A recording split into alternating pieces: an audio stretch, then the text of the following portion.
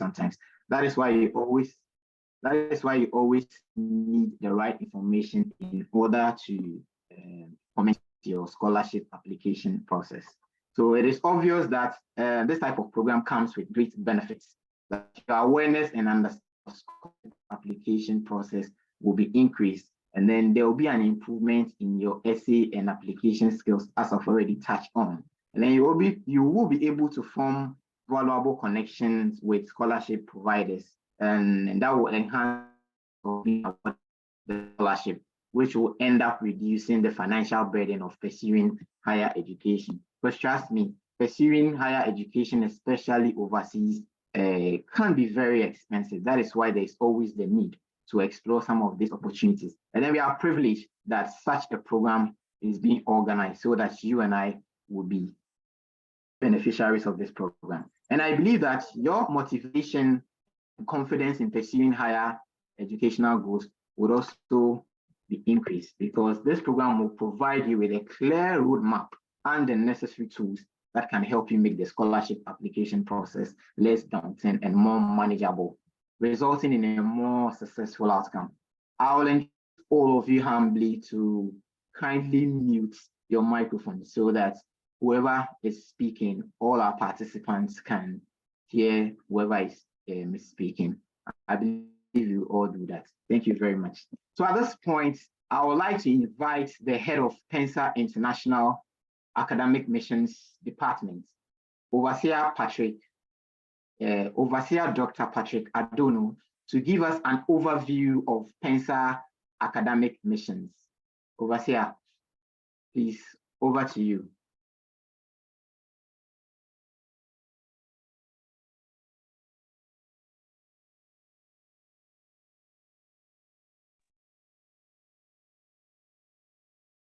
Okay, so I think Overseer hasn't been able to join yet, so I'll just step in for him briefly. Absolutely. Thank you very much, Lois. You're welcome. So Academic Missions Department is one of the new departments of PENSA International that seeks to help its members, all PENSA members and associates, get access to educational opportunities and then help them in their resettlement in their new societies. So this program is kind of the second of its kind that we are doing to help the members. And it's our belief and hope that at the end of this session, we all get knowledge in the respective schools or the respective scholarships that we want to apply for. And then a year by now, we'll have a lot of testimonies. Thank you.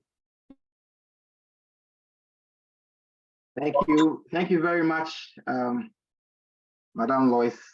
And I believe that our participants are ready to receive from our able speakers for today's program.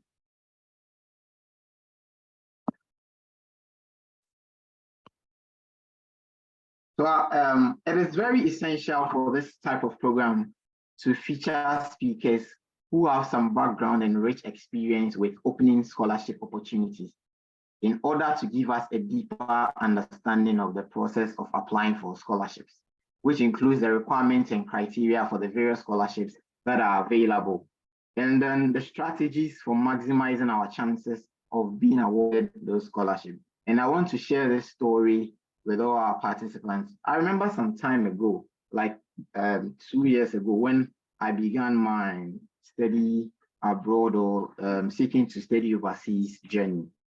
To the unavailability of the right information. As I said, please kindly mute your microphone so that other people can also benefit from the speakers. So respectfully, kindly mute.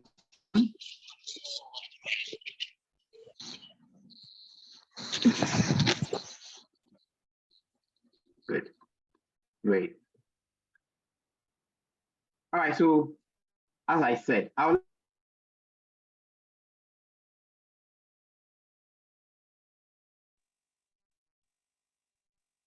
like to share this. Some years ago, when I started my study abroad journey, due to the unavailability of the right information, I didn't do certain things right. So I in my application. So right after that, I was able to consult few friends that I thought had the right information. Then we had in-depth discussion, and then I availed myself for their guidance. And then to be the glory, I was successful in my second attempt.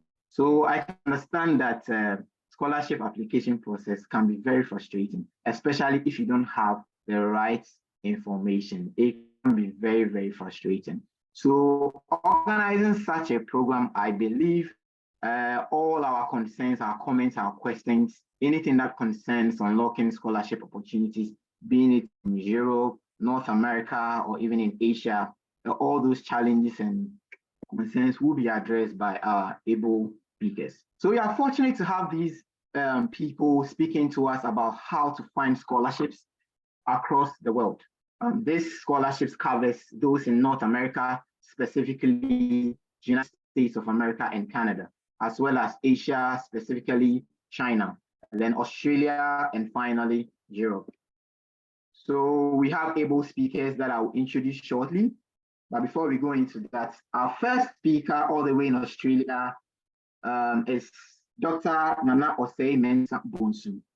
He is a research scientist in forensic and investigative sciences.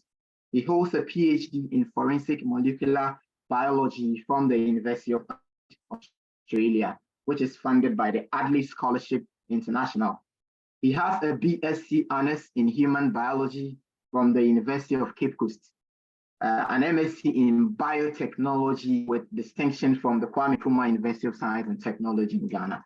He is an Erasmundus Scholar with MSc in Forensic Science with distinction from a consortium of 3 European universities led by the University of Lincoln in the United Kingdom, which is also funded by the European Union. He holds a professional diploma in criminal justice from the Forensic Criminology Institute in the United States. He is an elder of the church in Australia. Please join me in welcoming Dr. Nana Osei-Mensah Bonsu. Doc, you're welcome. Moving on to our next speaker, we have Benson Kweku Frimpong, a PhD student at the National Institute of Scientific Research, Quebec, Canada, who brings a wealth of experience regarding the subject of scholarship opportunities. His research interest was motivated by his MPhil project at the Stanford Linear Accelerator Center, which could control and drive phase changes within quantum materials using pulsed lasers. Currently, he is studying the many-body interaction in quantum materials using a state-of-the-art and angle-resolved photo emission spectroscopy. He is a student member of the African Light Source Steering Committee, a group spearheading the construction of the first synchrotron in Africa. He is also an officer of the Church Worshiping with Bethel Assembly in Montreal District. Please give a warm reception for our second speaker, Benson Kweku Frimpong.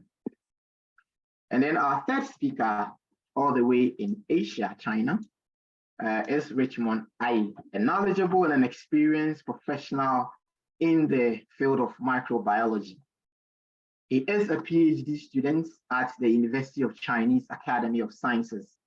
He has spent years working on oncogenic viruses, SARS-CoV-2, and any pathogenic virus. He is also an officer of the Church of Pentecost. Richmond Ai, please, you are welcome.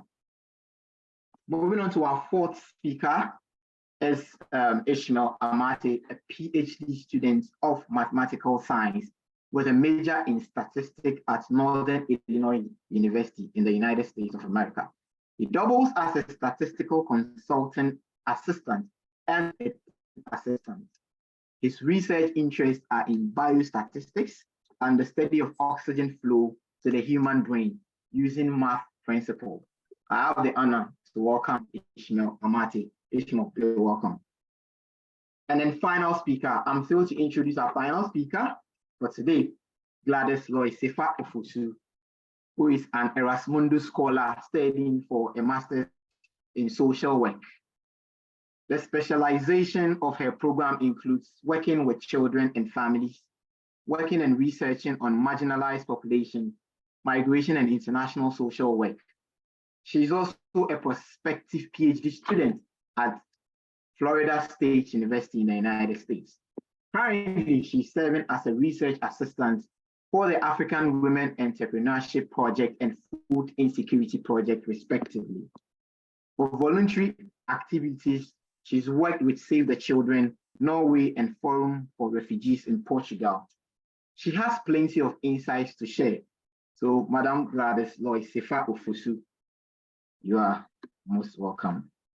And my name is Emmanuel Kwekwanson, and I'm a Master of Arts in Criminal Justice at the University of Winnipeg. My research interests includes corrections, punishment, and imprisonment. And currently, I'm working on a thesis that I'm focusing on comparing the living conditions in prisons in Manitoba and prisons in Ghana. So, ladies and gentlemen, you are all welcome to this program. And we would like to give opportunity to our participants to share their expectations so that other participants can also share into it. So at this point, we will give opportunities to anyone who wants to share their expectation, what they are actually expecting from this maiden program. So if you want to share, just kindly raise your hand and then I will unmute you, then just share your expectation. So I can see Zila, I'm unmuting you so that if you have any expectation, you can share with the rest of the participants.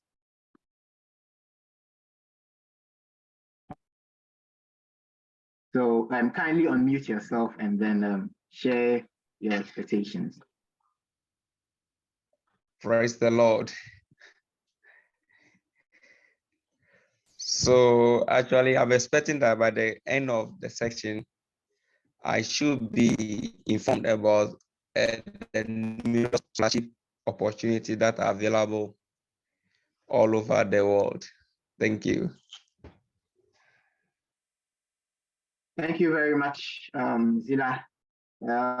Okay, so Elvis Kwame, kindly unmute yourself and then share your expectation with us. Praise God. Good evening to you all. I'm expecting that by the end of this session, some of us should be able to know how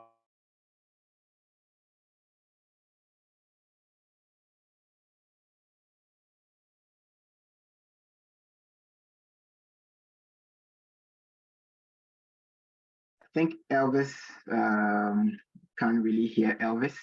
So let me go on to the next one. Amwa Samuel, kindly share your expectation with us. So unmute yourself and then Elvis, Amwa, kindly go on. Amwa Samuel. Hello. Hello. Go ahead. Go ahead, Amwa. Go ahead. Hallelujah. Amen. By the end of this program, I'm expecting that we will be able to be given information that will help us, prospective seekers for opportunities to study abroad, with the requisite knowledge, which is going to help us so that we can also journey well as our brothers in the Lord have gone that far, so that we will be able to join them as well. Thank you. Okay, thank you very much. So we'll take three more. So three more. Let me move on to a lady. Okay, Collins, unmute yourself and then share your expectation with us.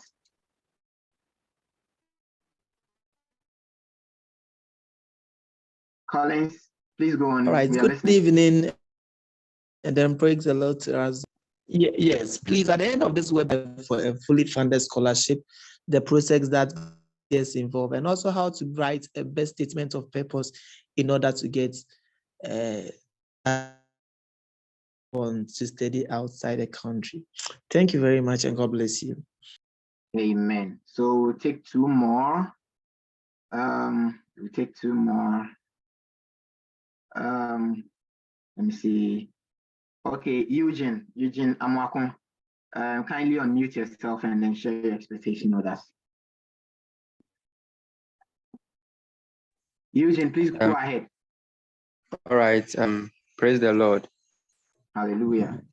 I'm also expecting that at the end of this session, I'll be exposed to a lot of opportunities where I can have access to applying, access to the schools and the ways that I can apply and how to even get there. Because sometimes we get the knowledge and we don't know how to go about it. So from the point of exposure to the schools and up to the point that you can really get there. Yeah. Thank you. Thank you very much. We'll still take 3 more. So let me move to Yasmin. Yasmin, if you can unmute yourself and then speak to us. Good evening. Good evening. Please, rather than stating my expectations, I wanted to ask a question. Okay, okay, sure. But then there will be the session for questions, but you can still ask your question though. Please go ahead. Thank you. And please, I wanted to know if this meeting was strictly for PENSA members. You see, this was sent to me by a friend, so I wanted to know if this was a strictly PENSA meeting.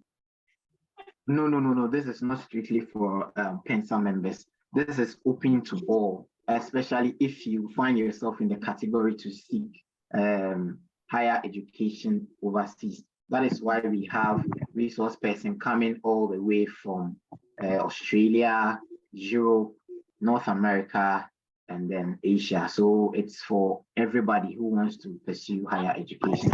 So it's not just for PENSA members. So you can even share the link to your friends so that they can also benefit from this program. Thank you very much. You're welcome. So I'll take 2 more. I'll take one from Samuel Yao. Samuel, please unmute yourself and then share your expectations with us. Good evening. Good evening. First of all, I want to be asking for an insightful program. It's been a burden on some of us to be able to fully access higher education because of lack of information. And so when it comes to that, the system is that I'll get a broad knowledge of whatever we can do, and then hopefully my application will go through. And then we can also fall on them in the process of application so that we can give us time. So that's it. Thank you. Thank you very much. And then we'll take our final one. Let me see. Final one. Okay. Ebenezer Atta Rekun, kindly unmute yourself and then share your expectation with us. And then after which we will move on to the next item on the program. Eben, over to you. Praise God, everyone. Hallelujah.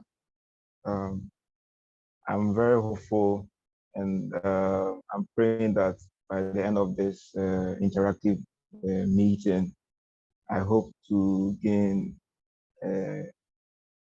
knowledge about the very fully funded opportunities that exist in Europe, especially for the graduate level.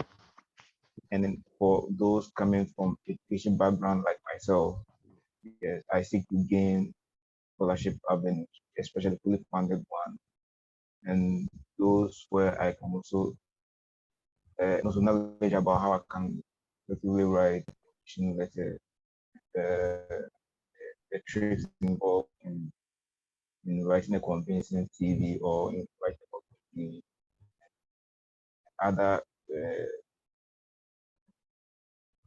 interesting information that I may be exposed to, which I may not have known. I seek to gain all by the end of this. Thank you. Okay. Thank you all very much for sharing your expectations with us. I mean, like I said, 2 years ago, I was in your situation. I was just thinking about how to begin this process. And as I said earlier, in my first application, I was unsuccessful due to certain things that I did wrongly. But thanks be to God, I was able to access the right information and I was able to provide a compelling, and I was able to write a compelling essays. And thanks be to God, I was successful in my second attempt. So your expectations are all going to be addressed. And I believe that our able speakers are going to touch on the requirements we are supposed to do as far as securing scholarship opportunities are concerned. It can be very frustrating though, but with the right information and then a good essay, you will be able to meet the requirements, and trust me, you will be selected for a scholarship. So we have testimonies. I mean, like there is actually a very short video that I would encourage all of us to watch, and then also, I mean, just to inspire us, because when you please, as I said, kindly mute your microphone for us. Just mute your microphone for us. So we will play this video for everyone to watch this, just to encourage us. You know, sometimes you need that kind of encouragement from people that will inspire you.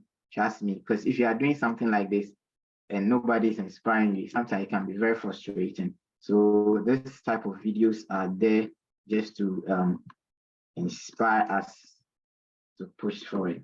So I think our media team are actually working towards it. And our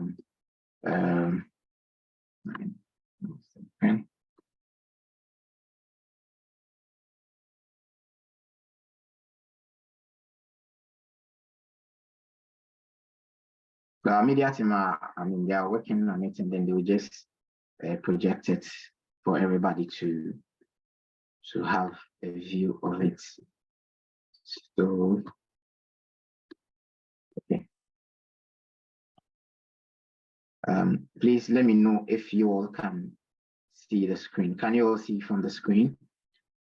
If you can't see on the screen, you can just raise your hand so that we know that you can all see the screen. Great. Okay, so fantastic. It seems everybody can see from the screen. So we'll play this video for everybody to see or watch. Thank you. So whilst it's playing, if you can hear the video play, just let us know. If you can't, to just prompt us, and then we'll do the needful. Thank you.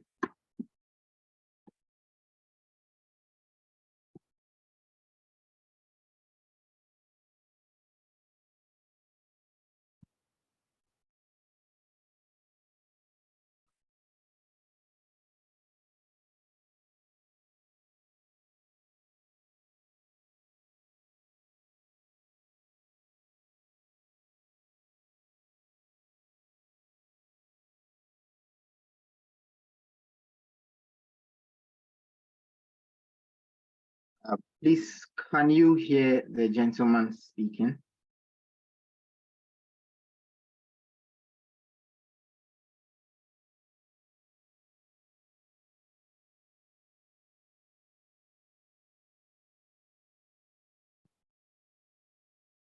Okay, so our media team are working on this just to ensure that we can. Please, if you share the sound, I think you would have to start sharing again, but before sharing, select include computer sound. Okay, thank you very much.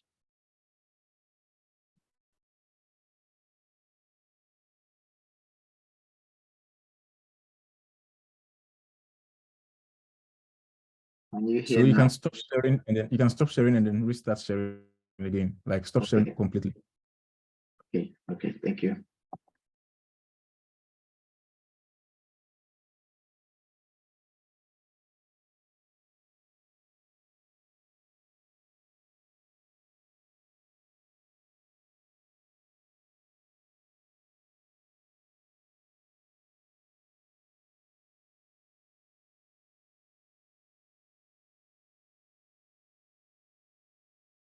Please, can you hear now?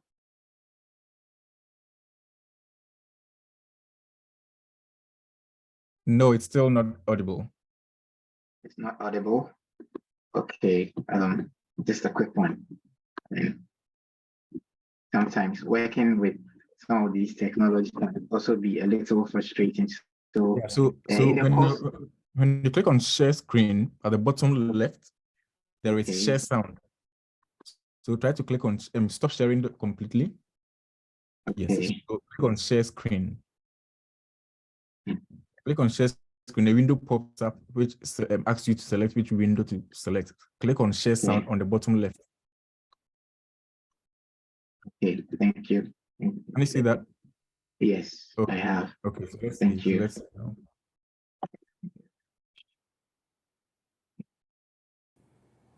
Specifically, the program that I'm studying Can is we a hear now? Master's in Cyberspace Behavior and Yes. E-Therapy. And the mobility countries are Portugal, France, and Spain. So far, the experience has been very interesting.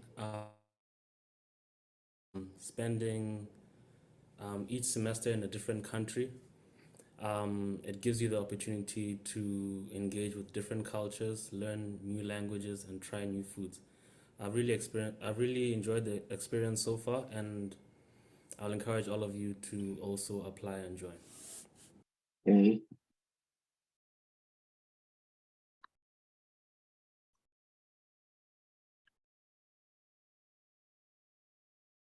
Hello everyone, my name is Prince Apia. My first involvement with PENSA was through PENSA Botswana, as I am a member of Gaborone Worship Center of Church of Pentecost Botswana. My first involvement in the education fair was in the year 2021, where I was applying to further my studies in masters, and I was facing a lot of rejections. When I was losing hope, I heard about the educational fair, and as I said, I joined the fair in November 2021 to get an idea of the educational opportunities that are available through scholarship by students. It was through this fair that I heard of the Erasmus Mundus program, and I subsequently applied in the year 2022 for a few Erasmus programs, and I managed to get waitlisted in one, and by the grace of God, I was accepted into my second choice. I'll encourage all of us to not panic and not to be discouraged by rejections, to just keep on going. The main thing that leads to rejections is lack of information and not knowing exactly how to set up your file to catch the eye of the personnel who handle the applications. The support that I got from PENSA was very invaluable. I encourage you to make sure that your personal statements are read through. You get a second set of eyes to look through your personal statements, to correct them, and also to get more information on how to write research proposals and how to really just stand out as a candidate for such opportunities. I'll encourage all of us to just be attentive, put your best foot forward, don't be afraid to network and reach out to people that find themselves in various opportunities for masters and PhD, to just pick their brain, pick their mind, and get more information on how you can perfect your application, and just take a brave step of faith and put your application in and let God do the rest. I wish you all the best in your applications, and I hope that everything will go well for you in Jesus' name. Amen. So that was from our brother Prince, and I believe that in few months to come, this will also be your testimony. So at this point, I want you to grab your notepads, your pens, your notebook, as we invite our first speaker for this program. So all the way in Australia, Dr. Nana Osei Mensah Bunsu. is our first speaker, and he's going to touch on schooling and life in Australia. So those of us who have the desire to pursue higher education in Australia, this is your moment. Just grab your pens. If you have any questions, just make sure that you drop your questions at the chat session, and then your questions or your concerns will be addressed accordingly. So he's going to life in Australia, searching and applying for schools in Australia, scholarships available in Australia, the application process, the admissions, the content of recommendation letter, which is very, very important.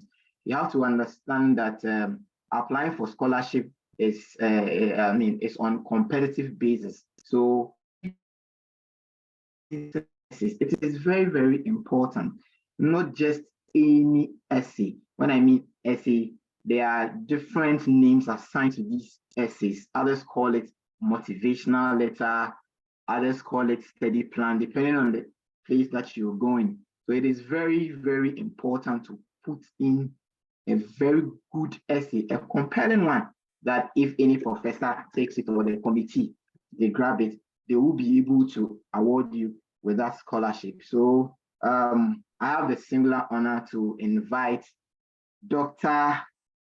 Nana Osei Mensah Bonsu. Doc, you're welcome, and please, over to you. Thank you. I hope everyone can hear me.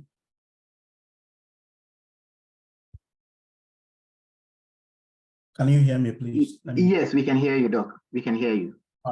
Thank you. So I'll just get started as I've been introduced already. So myself, I've enjoyed a lot of scholarship opportunities in Ghana. I studied in the Erasmus Mundus program in Spain, Portugal, and the UK. And now I've just completed a PhD last November. And so I want to share my perspective regarding Australia in terms of scholarship opportunities and what you can do. So currently, the current data in Australia is that there are about 550,000 international students studying here. And here in Australia, a lot of the international students studying here contribute immensely to the economy of this country. So I've provided throughout my presentation,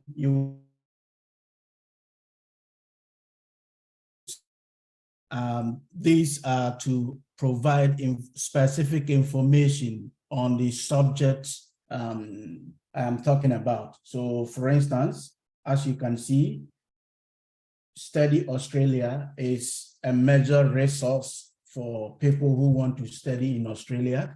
And since I only have about 20 minutes, I am unable to go through everything. So I am giving you these so that you can scan with your phone. Just open your camera on your phone, scan, and then go to that resource and look at the information. It will be very helpful if you do. Okay, so how do you get a scholarship to Australia?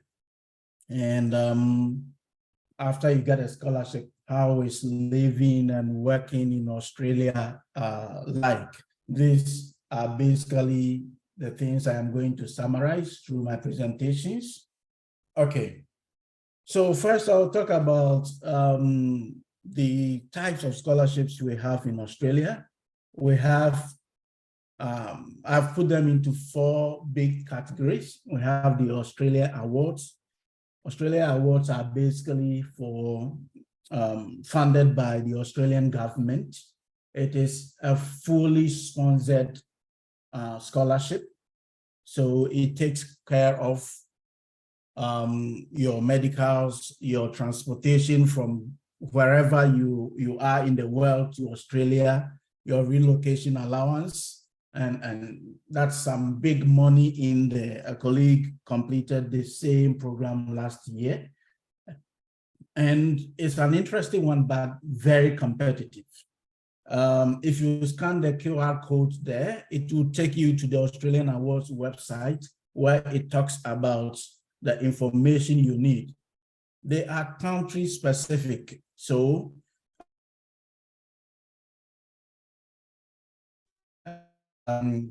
currently, Ghana is shortlisted for master's programs. There used to be the opportunity to do a PhD program through that, but it was suspended some time ago. And so look at that website, and wherever you are joining us from, try to locate your country and find the country's specific information, because it is not a one-fits-all approach when it comes to Australian government awards. And then we have what we call the Destination Australia program, which basically relates to specific areas in the Australian economy of interest. So targeted at people who want to study in specific industries at specific places in Australia. So again, it is country specific and meets individual needs. So depending on your interest, also scan that QR code, which I hope you are doing now, and then you would see the specific information you need for such awards. And then we have the Australian Government Research Training Program. So those interested in master's degree by research and PhD, those are the scholarships for you. Fully sponsored, just like the Australian awards. And the last category is provider scholarship. So this provider scholarship will refers to scholarships hosted by specific institutions, that is the educational institutions in Australia. And those are the scholarships most of you might be looking for. A lot of universities, vocational training centers offer partial and full scholarships to international students.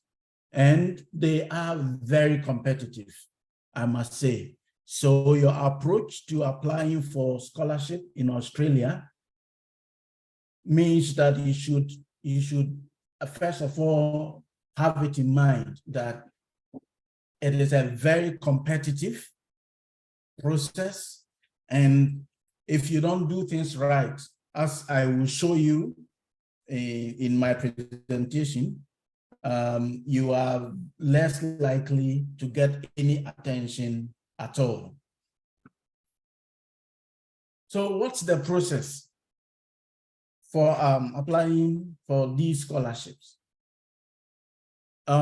These are my 3 main recommendations when applying for scholarships. First, you research.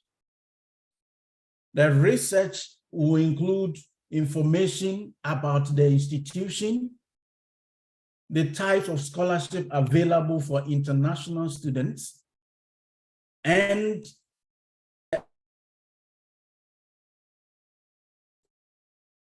institution, go to the international students section and evaluate the information provided.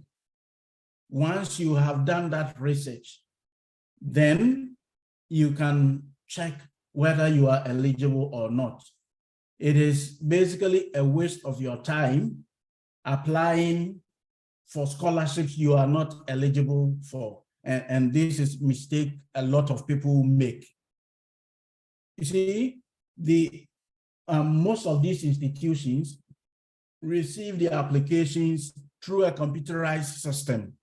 And this system will do initial shortlisting. So it will scan all applications received and then select those that have certain keywords.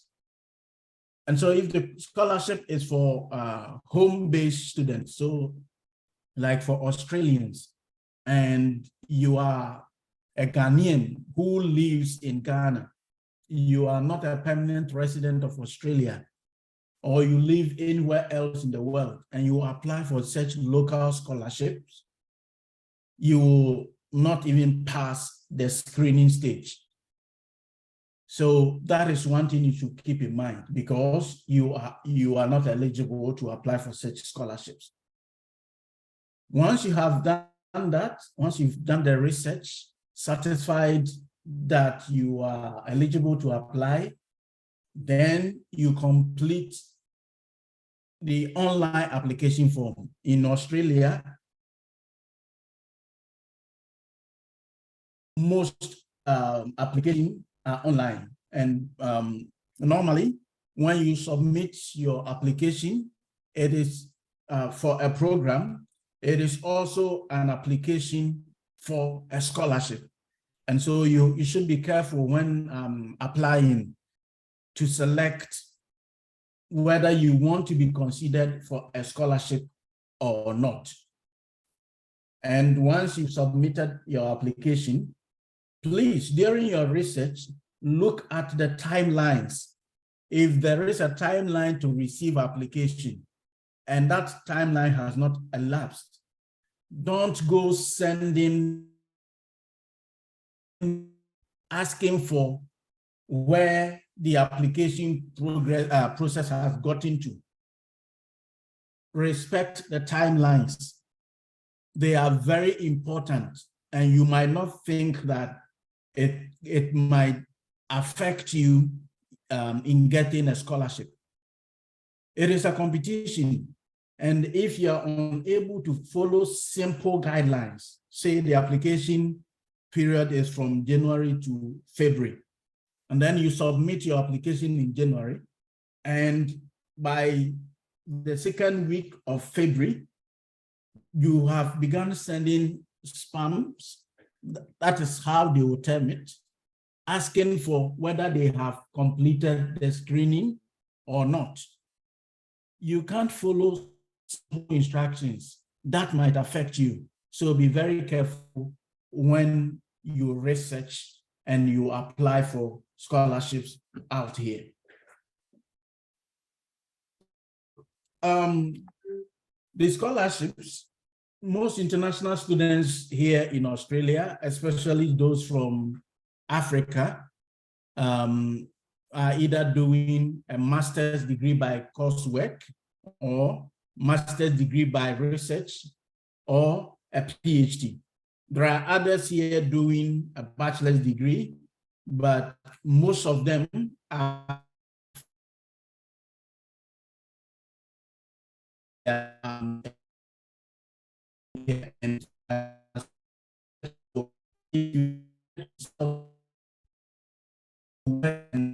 it's very possible. I know Ghanaians here doing that, but it is very expensive if you decide to work and fund your own education. So maybe my presentation is more biased towards getting full scholarships through master's by research or PhD. However, if I get questioned on the other scholarships that are partial scholarships, for instance, you can get about 15 to 50% tuition offset, but the amount you pay is still an expensive one. Now, if you're applying for MPhil or a PhD, which are termed higher degree by research in Australia, there are two categories. One, where you find an advertised project. So a center has a project, the university has a project, a specific principal investigator has a project, it is advertised. And so this time you apply to the project. First, you check if you're eligible for that project. Please, if you are not eligible based on the set criteria, please make sure that you are able to transition smoothly if given the chance. Otherwise, just find a project that you are very capable of working on, because in Australia, if you're doing a higher degree by research, unlike some places in the UK or US, there are no taught components or no taught courses. It is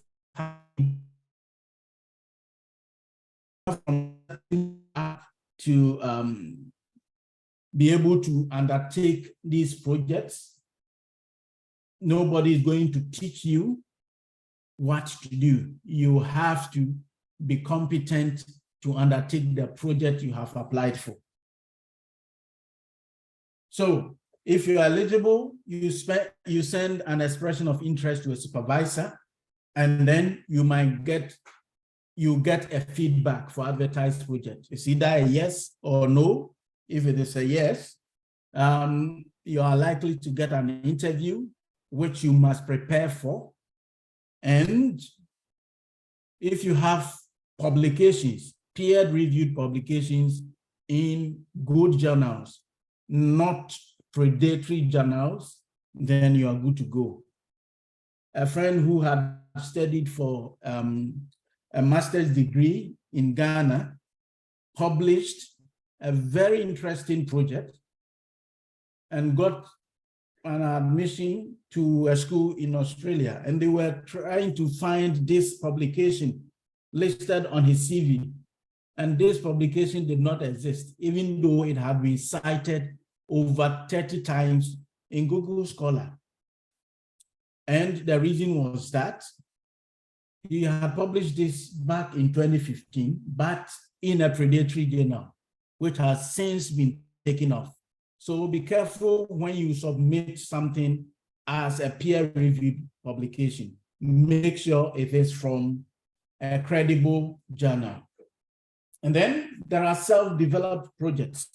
So you research the school, like I indicated, and then you have an interest to work with a specific supervisor, so that you develop a project and you want to pitch it to this person to take you on. So for these provider scholarships available at all institutions in Australia, if you can find a prospective supervisor, about 70% assurance of getting a fully funded scholarship. So you would send what is called a speculative email, where you introduce yourself and then sell the idea of your project. This should be concise, and then you might get a feedback or not, or no response at all. So a supervisor can say, yes, it's interesting, but I don't have the capacity to pick more PhD students. In that case, you can ask if they can refer you, or they can say, no, I don't think your background fits this project. In most cases, you would get no response, and that might be to something that I will show you in a jiffy. If you're successful and get a feedback, you might get an interview. If you have publications, that helps. Now, this is an example. This is an email that was sent to me. So you see the date is in 2023, 4th of April. And this is a person who wants to do a PhD. Hello, dear. Now I'll just save you. You see the things that I've highlighted? As soon as I saw this email, I just ignored it because I don't want to waste my time on non-serious students. Hello, dear. First of all, I am not your dear. And if anybody told you that you can be informal, that is a big non-truth. You should address people formally when you don't know them and have no relationship with them at all. So, hello, dear. It's a pleasure for me to know about you as an expert of forensic science. not structured properly. I have interest to get PhD in forensic science under your supervision on the behalf of scholarship. This person mean? I have done Bachelor of Science in Zoology. Dear, then he mentions name. If you want to know more about me, I will share it with you. Thank you. Regard. Now, do you see the problem with that? Not only is this structured poorly, they are using contractions and very bad grammar. And how can you apply for a position on the behalf of a scholarship? No. So I just want to use this to emphasize that when you send speculative emails to potential supervisors, make sure that you've got every detail right. And this is what I mean when I say make sure you get every detail right. So you can have dear professor, whatever it is, their title is, and their surname. So, dear Dr. Johnson, my name is, state your name and state where you come from. I have completed, this is a template that I have created, so it helps you out. I have completed, so here you state your distinctions, your classes that are notable and relevant to the project you want to pitch. And then you say that you wish to begin a PhD in that institution. You want to work under their supervision. Give a 100-word summary of your proposed project and describe your training, experience, expertise that makes you fit, and also any soft skills that you've got that will help you out. And then once you have done that, you attach any information that is useful, even if it is a proposal you've got, and that can help you a lot. Then you have motivation letter. If you're applying for Masters by Research, with exception of specific scholarships like the Australian Awards, you would not be required to submit a motivation letter or a statement of purpose. And if you scan this QR code provided, my friend, in a lot of information, a lot of resources to help you. You can read about everything you need to be successful in applying for a scholarship from that page. But the statement of purpose is basically about your career and academic goals and why you want to pursue a chosen program. If you are required to write that, then it will have a weighting between 15 to 25%. This is why you have to put in effort to write.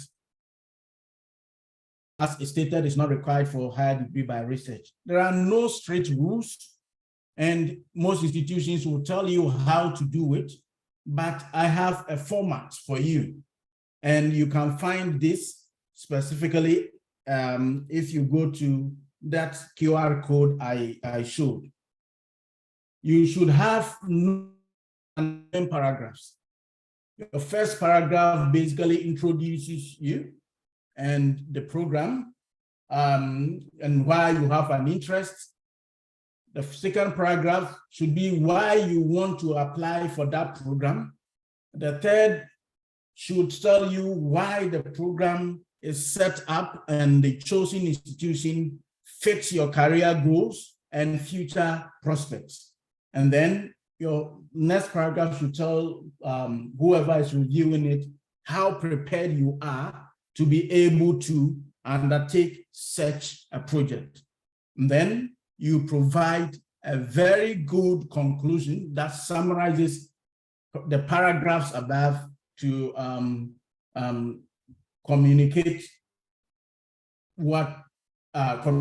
that you are the best candidate for that. You need recommendation letters. It is a way of assessing that, in fact, you have a good working relationship with people at your former workplace or with your supervisors, lecturers, and so on and so forth. So mind you, if you say that you have a good human relationship,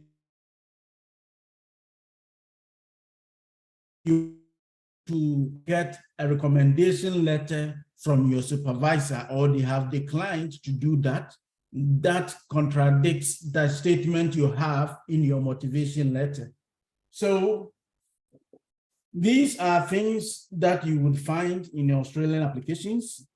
You would mostly supply your own emails, mostly institutional emails in your online application platform, and then the request is sent directly to your chosen person to write the recommendation. You are notified once a recommendation is provided.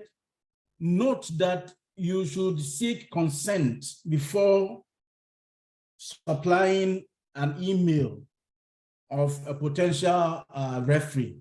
A lot of students do that and do not inform people, and they write back to the institution saying that I decline to give a recommendation because I have no idea that this person has selected me.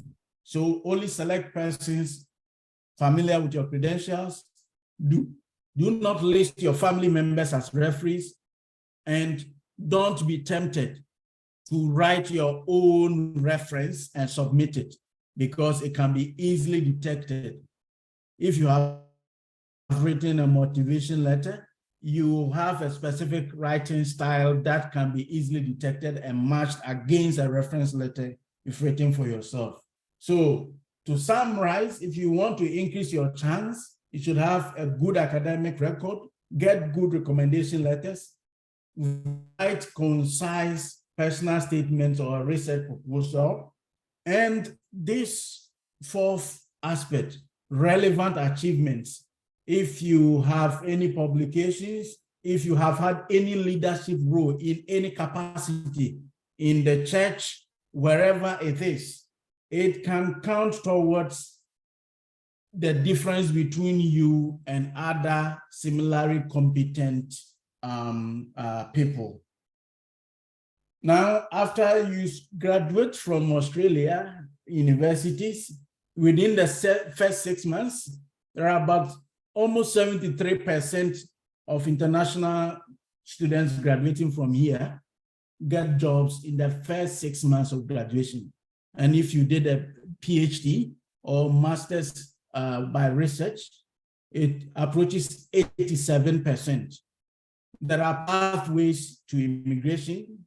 You can get a graduate visa, and within a year, if you meet certain criteria, get a permanent residency. And after a year of that, you can get a citizenship. The salaries are good compared to other places, and that depends on the industry and your experience.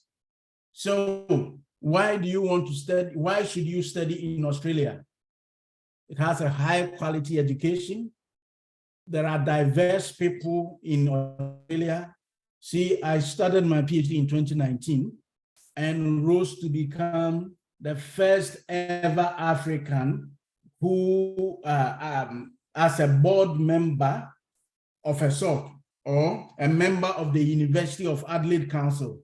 This is the first ever since 1874. An African has risen to that position.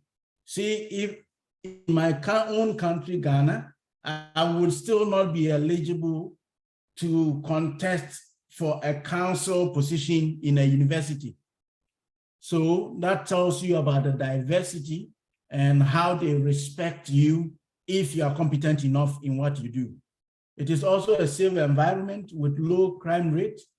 There are vast majority of international students who get jobs, and you can work during your study or after study. And most importantly, Australia is a very beautiful country with beautiful people, and you will love being here. If you have any questions, I'm happy to answer them. Thank you. Thank you very much, Dr. Nana Osei-Bonsu. I mean, that was a detailed presentation, and thank you for touching certain areas that I believe most of our participants had, let's say, certain issues.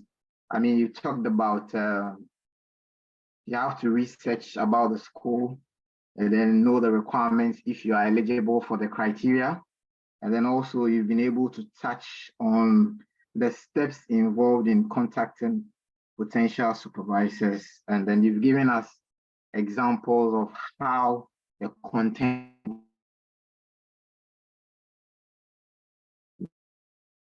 and very grateful, and then God richly bless you. And I believe that our participants have taken notice, especially those who want to pursue higher education in Australia. There are a few questions, but before we go into the question, let me just read few ones.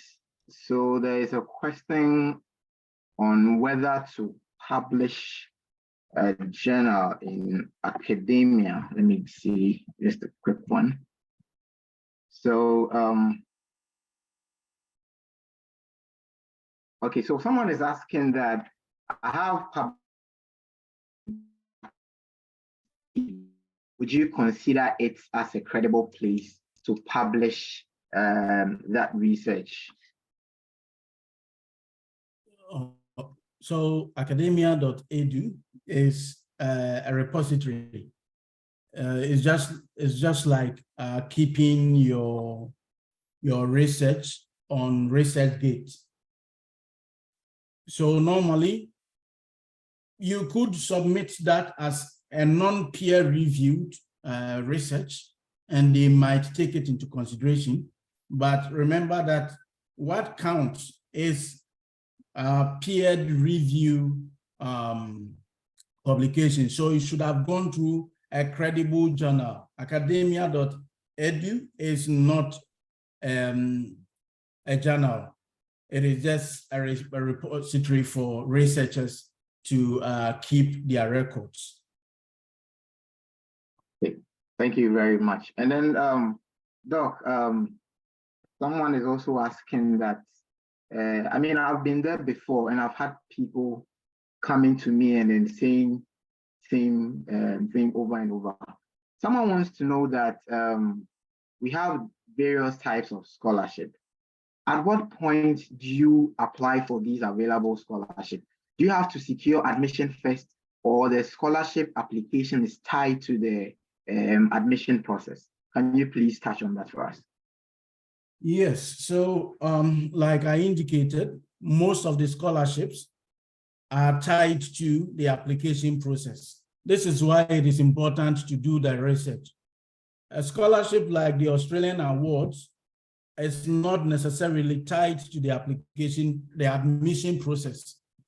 And this is why I provided the link to scan and look at the criteria. For those scholarships, you are required to apply through the Australian mission in your country. And once you do that, they might ask you to submit an application, or they would submit the application on your behalf. So this is why it is important to check the fine details before you submit an application. But for a PhD or master's by research, there are timelines to get application through that you'll be shortlisted straight away or considered for a scholarship. If you submit your application before or after that timeline, you might not be considered for a specific scholarship, and they might either not consider you again or move your application to the next available round of scholarships. Thank you very much, Doc. I mean, in the comments or the questions session, those asking that they want to find out the academic calendar of the Australian Masters program. I mean, the time that it begins. Doc made mention of doing thorough research, and I believe that when you're able to do a thorough research regarding the school, some of this information will just be exposed to you. So those asking when is going to commence, kindly, do your research concerning the school that you want to attend. So Doc, thank you very much. There are a few questions, but we will come back to the questions later. We want to move on to our next speaker for today. We're going all the way to Canada, like North America, of course. And then we have Benson Kweku Frimpong, who will walk us through securing scholarship opportunities in Canada. So ladies and gentlemen, help me welcome Benson Kweku Frimpong. Benson, please, over to you. And I beg your pardon, before Benson comes in, respectfully, Doctor would like to leave us because he has other important engagements as well. So we'll still do our best to answer questions regarding securing scholarship in Australia. So Doc would leave us, but the program will still continue. Benson, please, over to you. Okay.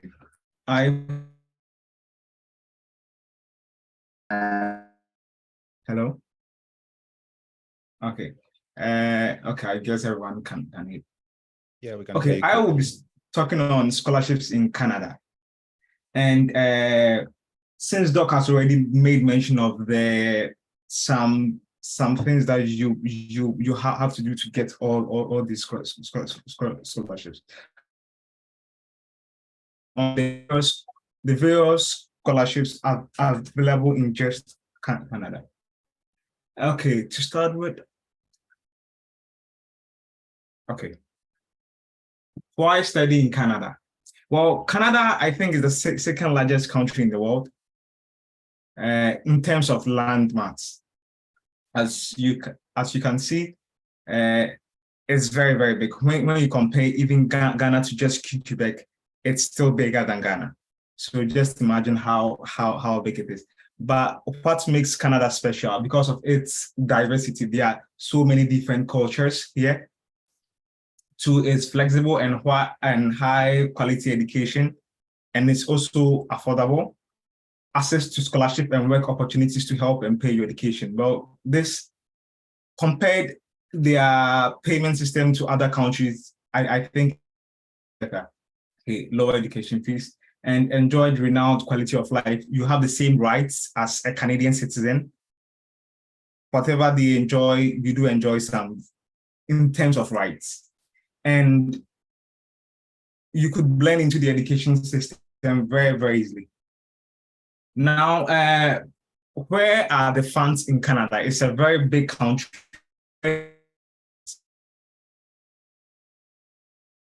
Federal government. When I talk about the federal government, let me use a very clear example and say Ghana, like we have Ghana, like the whole Ghana, like the scholarship secretariat in Ghana. The second option is the provincial government. So like every region has its own scholarship program that they give to students. And the last one and the most important one is the schools.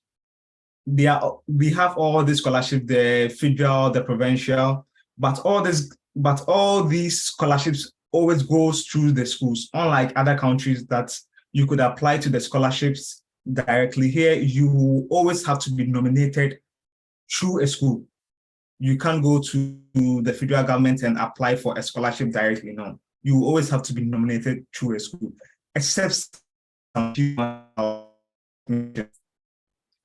And now let's talk about the federal scholarships. The first and most prized scholarship is the Venia Canada Graduate Scholarship. This is mainly for PhD students if you want to go into PhD research. And I think it's $50,000 per year and it's renewable for 3 years. So, but well, I'll make mention of it later. And this is another one for the social sciences. So if you are in humanities, social science, and all these scholarships are fully funded scholarships. the Canada Graduate Scholarship. Okay, this one is given by the Canadian government, but it goes through, so it's just for master's program. It's usually in partnership with a university. So I know University of Ghana has this kind of scholarship that I know they send letters out mostly, but since they send the emails and most of us don't check, we don't know that there is this kind of program available. It's mostly linked with a university here in Canada. So you come for like a 1-year exchange program, and it's fully funded from your flights to your accommodation and everything. So this is mainly purely master's program, and it's mostly linked to a university in so let me say in Ghana. And the NSEC, the Natural Science and Engineering Research Scholarship, this is mainly for the sciences, natural sciences and engineering. This is and all these scholarships are mostly fully funded, and they are very, very heavy. And I just, in this talk, I'm just presenting the scholarship that Ghanaians are eligible for. So if you're not eligible for, I won't put it in. So all these scholarships, all Ghanaians are eligible for them. And the Study in Canada scholarship, that's another scholarship for short exchange. And this even includes undergraduates. So even if you are studying in a normal BSc, but you should go through your home university. Now, the other ones are the provincial scholarships. Canada has 13 provinces, and each province has its own scholarship board. So let's start with the first one, is Alberta. I won't make mention of all because there are so many scholarships that are in each province. The province of Alberta has British Columbia, Manitoba, New Brunswick, Newfoundland, Nova Scotia, Nunavut, Ontario, Prince Edward Islands, Quebec, Saskatchewan, and Yukon. I didn't make mention of one because, okay, let me go back and show you the map.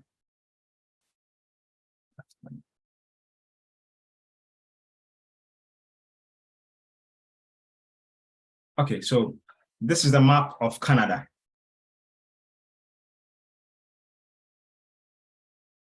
Most of the people in Canada are concentrated in this greater part, Ontario. Next to Ontario is Quebec, but this is an English-speaking province, and this is a French-speaking province. But most of Canadians, or most people who school, are within this area, Ontario and Quebec.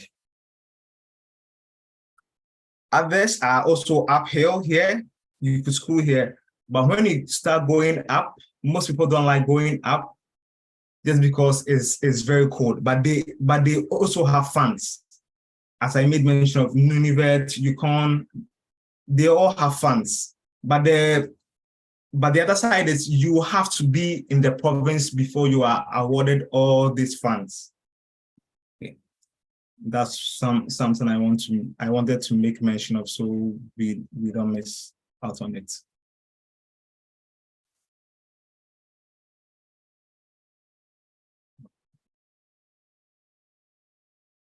Now, the next thing is schools. Well, I consider the schools as the major point of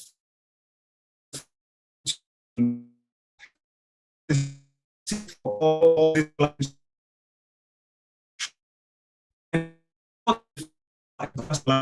you have to go through the school. You have to be nominated by a school, else the government of Canada is not going to give you that scholarship.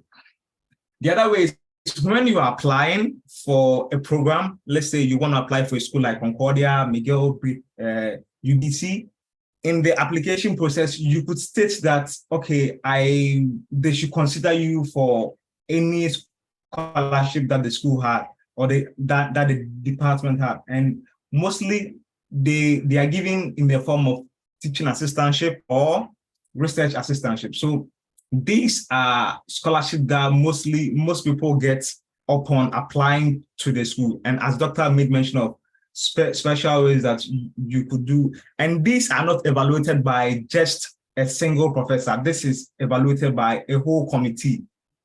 So mostly it's very competitive and hard to get by. I know most people are doing it. Now, the last, and I always say the best resource to get funding in Canada, which I know most of my friends here got through a professor, getting in contact with a professor in the system. These are some of the scholarships, and I think it will be shared. Okay, let's talk about this very much, funding from a professor. In Canada, most of the funds that goes into their research, goes into their education, goes into their innovation, goes to the research professors, goes to tenured professors.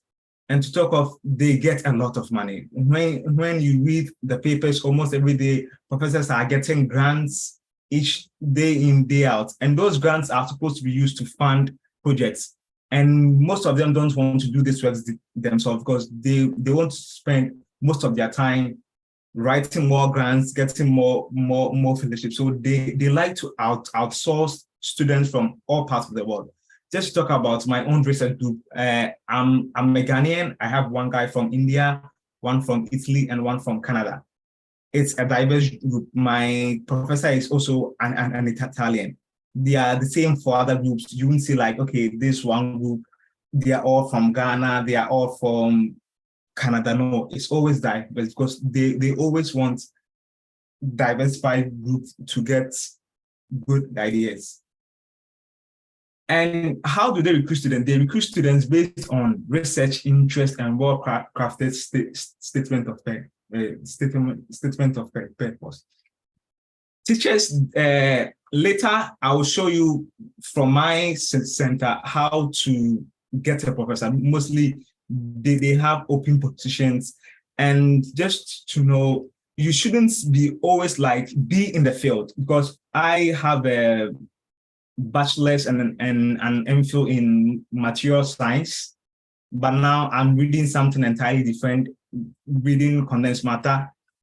It's because I was able to align my interest to the interest of the current professor I'm working, and my statement of purpose was crafted based on that. He said, okay, this guy has the potential to work in this field. Though I wasn't in that field, but he could pick me into that field just because I aligned my interest to his interest.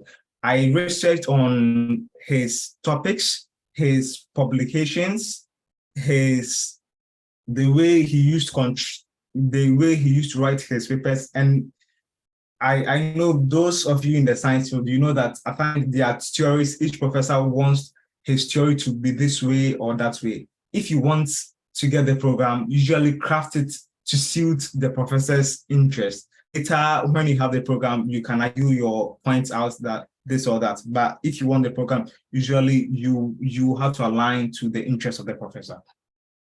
One, two, you should reach out to them, usually through their institutional emails and their prospective social media handles that I'll make mention of, that most people don't really know how this thing, as if they have emails or social media handles, how to find them. I find it surprising. Most of these projects that Doc talked about in his presentation are found on LinkedIn.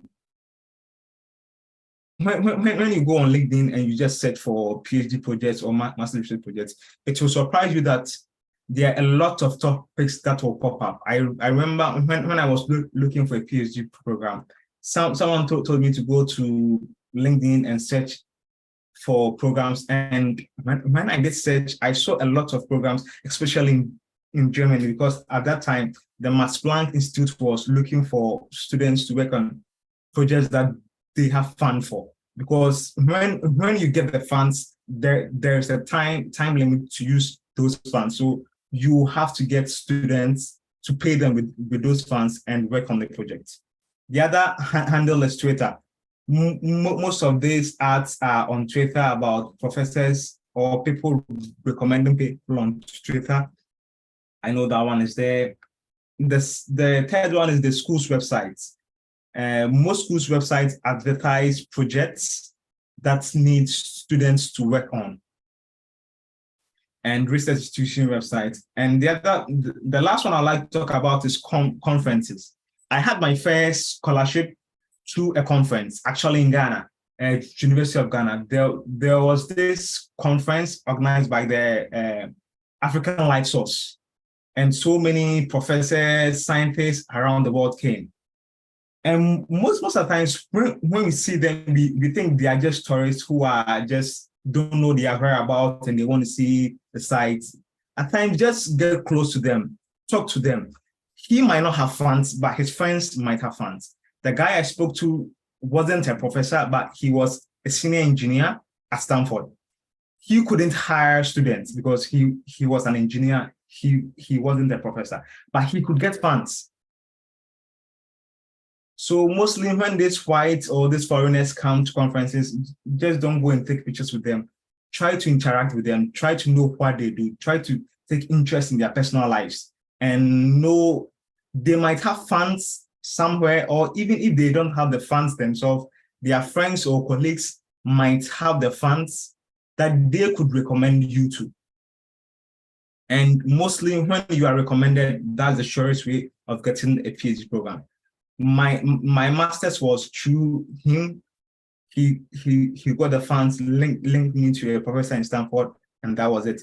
And my PhD was the same recommendations. My professor recommended me to a different professor, and that was it. He was actively searching for students then. And as I said, recommendations. And I'll give you a clear example of my current institution. So this is my current institution, Institut National de la Recherche Scientifique. When you go on the site, I think later I do post it, you just go, opportunities. We want masters or PhD projects. And my institution is purely a research-based institution. You hardly take courses. You purely have to do research. So these are professors who are looking for students or interns. And usually when you apply to them, some might reply, some might not reply, depending on how you craft your letter or how you introduce yourself and your publications. But some will respond. This is just a few. I think later if the link is sent, you could go through, and this is purely a science-based institution, natural science and applied science. And just to talk about the initial scholarship that I spoke about, the VENIA, the NSERC. When you are in such institutions, it's easy for you to get them because those schools they have to nominate students for the scholarships because the money is always made available by the government of Canada or by the province, and they have to make use of those money. So they will always have to nominate students for those scholarships. And it doesn't matter if you're a Ghanaian or from in any other country, most of the times you are highly eligible for these scholarships. And I think this is mostly this I think is the most effective way to go through if you want funds to study in Canada. It's mostly going through the professor, find funding from the professors. And they do full funding. They fund everything. They fund your fees and give you stipends at the end of the month. So and just let me put it this way: in North America and specifically Canada, it's very hard for you to apply to a scholarship program. Like I'm applying to George Vanier, applying to NSERC. No, you are not. They won't even look at your email. But you always have to go through a university. And with some of them, you have to at least pass your first year. So the problem mostly starts with how you go to the first year. And that's what I think it's mostly important to get the funding from a professor by sending them emails. And how do you find them is the ways I'm showing you. And you could just search for a school, look for professors, and just send them random emails. But those emails should be crafted. And most of the sites they have projects that need students to work on them. You don't necessarily have to be equipped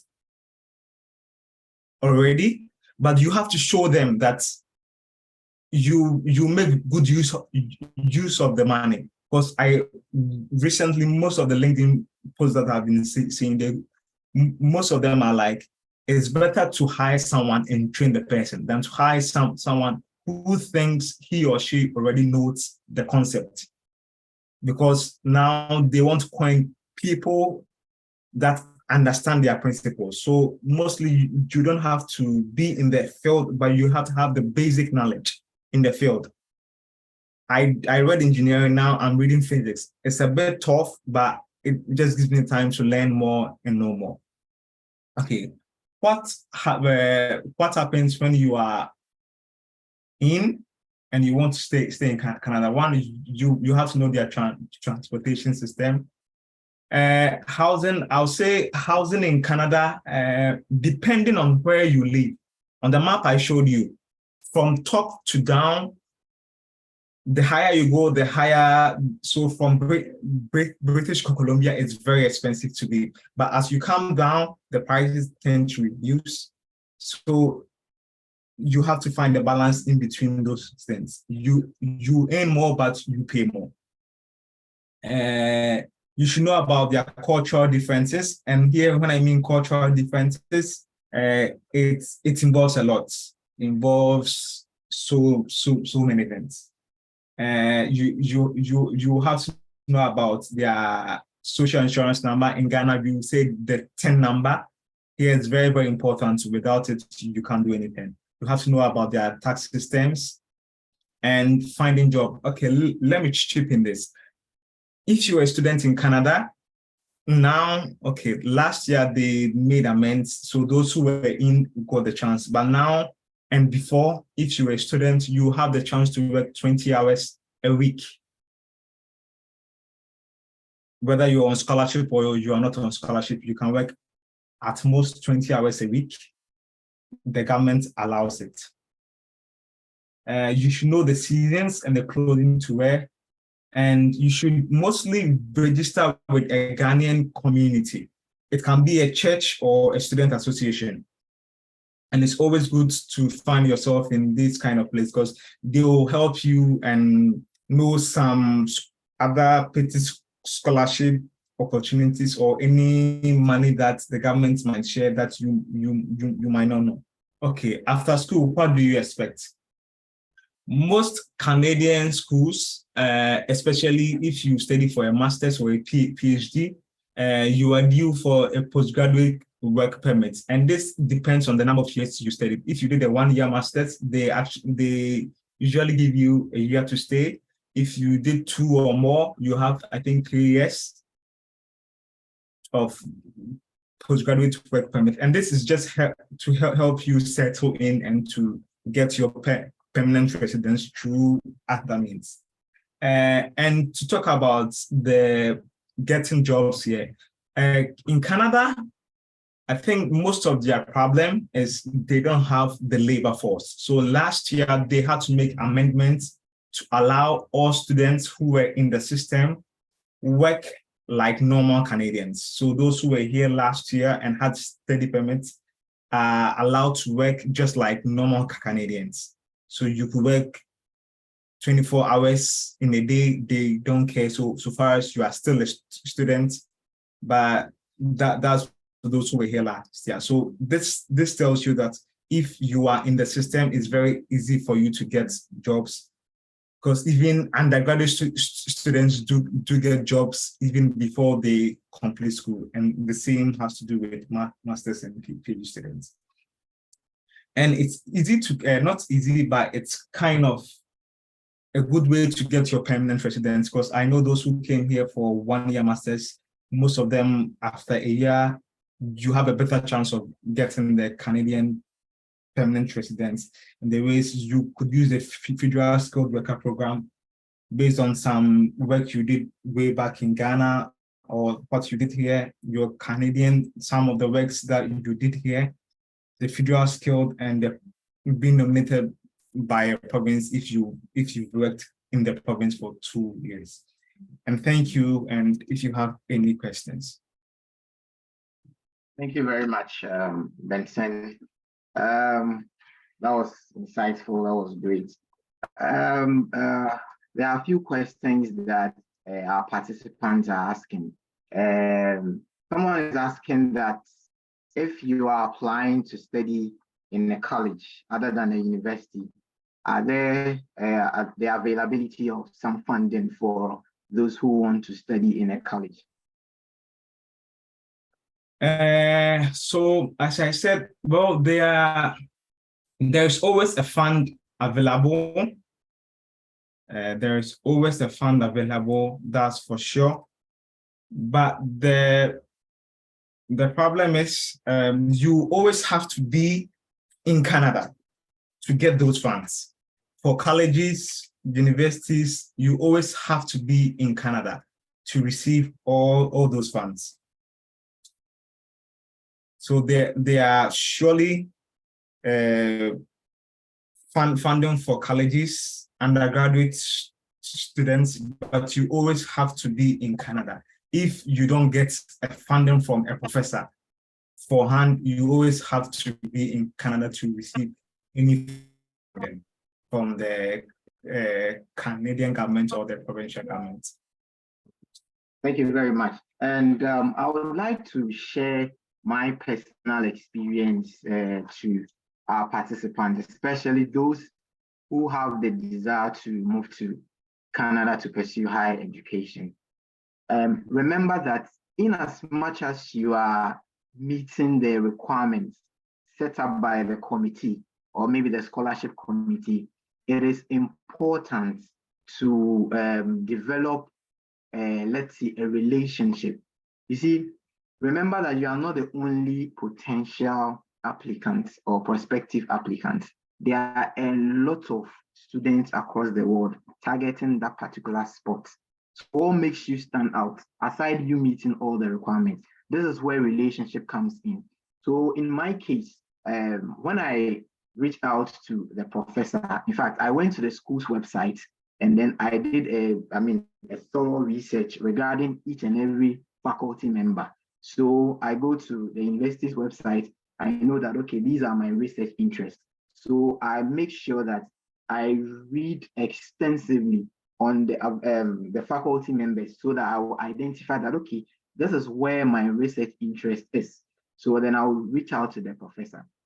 So after I reached out to the professor, in fact, some responded. I think about 2 or 3 responded, even though I had reached out to more than 5 faculty members. So it was just 2. And unfortunately for me, the one who responded told me that his research interest is in another field. So what he did was he rather recommended me to another faculty member. So I was just there and I had an email from this the professor who is currently my supervisor. And then he reached out to me that he's had a conversation with this professor and then they've accessed my credentials and he's willing to work with me. So this is what I did. Whilst I was in Ghana, I wasn't doing it in a way that it will irritate the professor. Don't try to be a nuisance to the professor. Just be mindful of how you go about it. So what I did was every month, I make sure that I reach out to my potential supervisor. I'll send him a very nice email just to keep in touch with him. So along the line, he told me that I should make sure that I check on the graduate chair, who is who chairs the committee whenever they are having this kind of discussion regarding making decisions as to who to give this funds to or who to be admitted into the program. So that was how I developed that relationship with him. So I continue with this relationship over, let's just say, like over 6 months. So I was kind of familiar with him. So before the final decision came, we had a conversation regarding that. And then he told me that I'll receive a response from the graduate chair. And then hopefully I had a response and I was selected for the graduate assistantship. So I kept on checking up on him, sending him messages. I mean, be mindful of the sort of message you send. This is very important. Don't just send any message. Just be mindful of the sort of message you send. Stand out. And trust me, when I got to Canada, I mean, he helped me because like he knows the system here. He was able to walk me through what I should do, how I should go about things. So anytime I have any problem, I reach out to him, and he's always willing to help me. So when you meet the requirements, that is not just to try as much as possible to develop a professional relationship with your potential supervisor, which is very, very important. And I believe that when they are in the room deliberating as to who to select, because of the relationship you have with him, he will speak on your behalf. So there is also another question that says that is just like someone asked Dr. Osei Bunsu, that is the application tied to the scholarship opportunity? Once you gain admission, do you automatically qualify for, let's say, availability of funding, especially if your program is a research-based program? Okay. So it depends. When you apply to a school and based when you are applying, you pick the option to be considered for any form of financial assistance. And if you apply to the department or the school in general and you not apply to a professor, they will inform you if you were eligible for the funding or not. So in that case, you might be a teaching assistant or a research assistant, and that will be specified in the letter. But it's always good to always tell them to consider you if you are eligible for any funding. But if you applied through a professor and he gave you the assurance to apply, you know for sure you have funds, because he will surely fund you. But if you apply to the department directly or the school directly, it will be specified in the admission letter whether you got the funding or you didn't receive the funding. Thank you. Thank you very much. And that was very insightful from Benson. So we'll move straight to our next speaker, and the person of Richmond, who is all the way in China, and then he will expose us to scholarship opportunities available in Asia. Over to you, Richmond.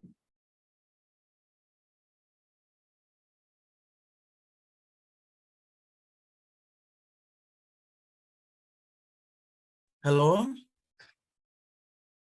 Hi. Hello, please, can you hear me? Yes, we can hear you loud and clear. All right. Thank you very much. So I'll be presenting on scholarship opportunities in China and also working and schooling in China. I'll also talk about application period and then the unique documents that you need for your applications. And I'll also talk about life after school in China. And I'll also talk about finding accommodation as a student and other required documents, and why will you like to consider China. All right.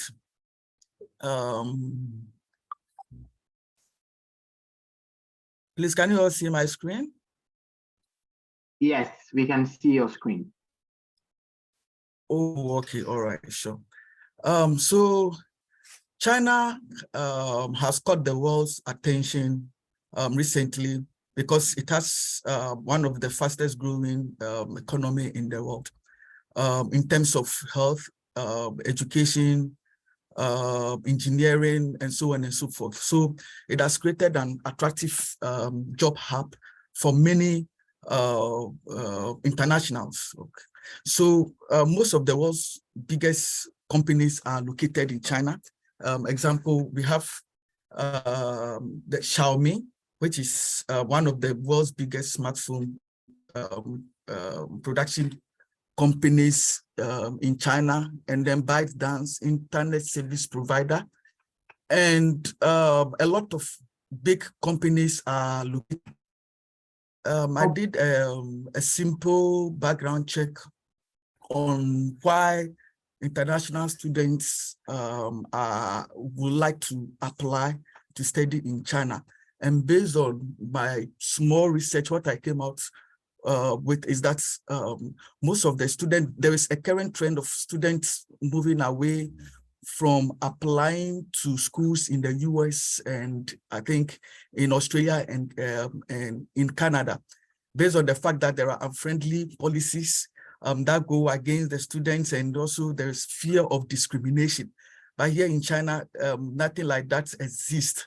And also there is low crime rates in China because they have stringent rules against the possession of firearms and so on. So, I mean, working here, I mean, is very safe.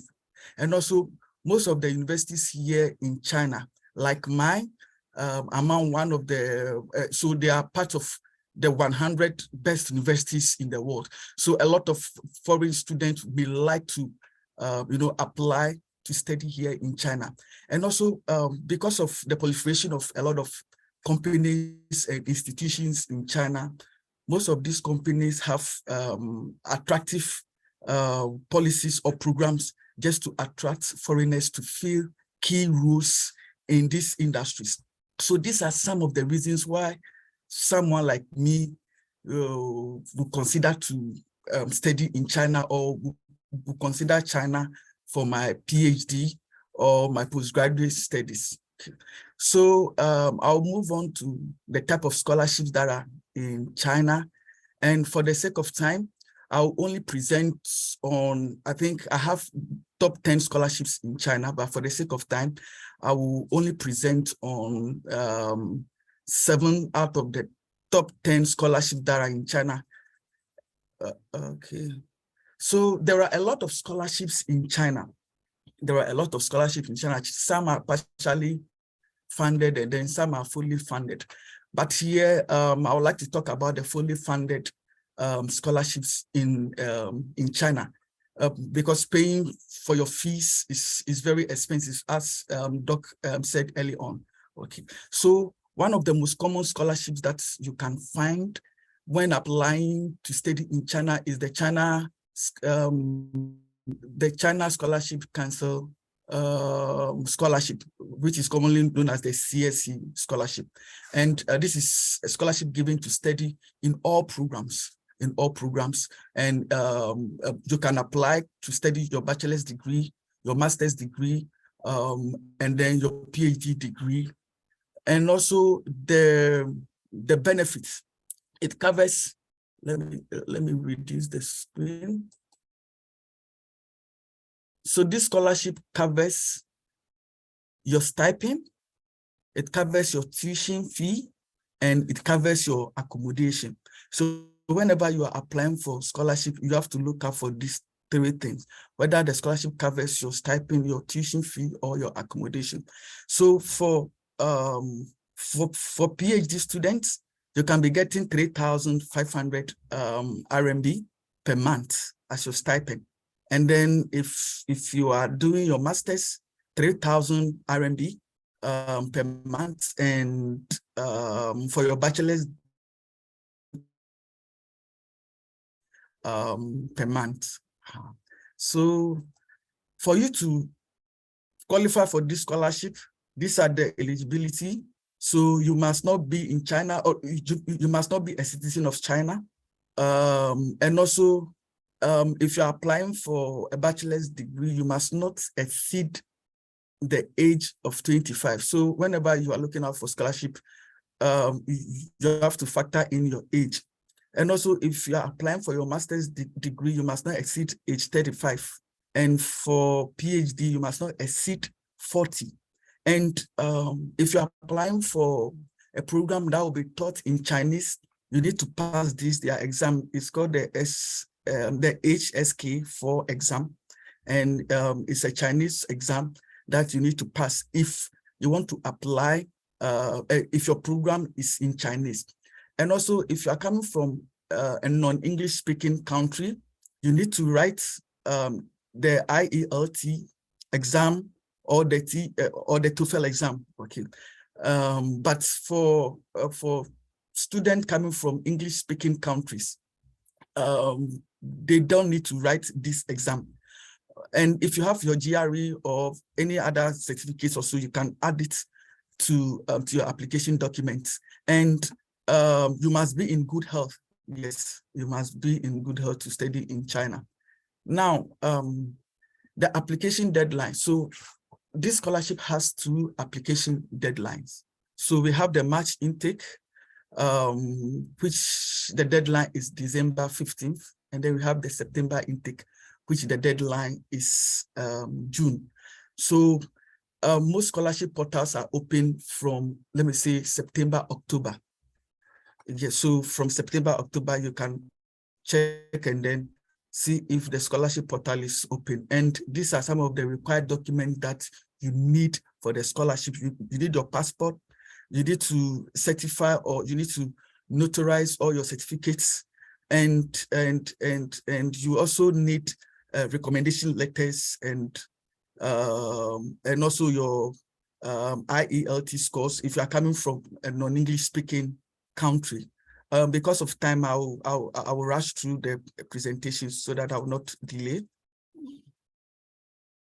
Okay, so the next scholarship that you can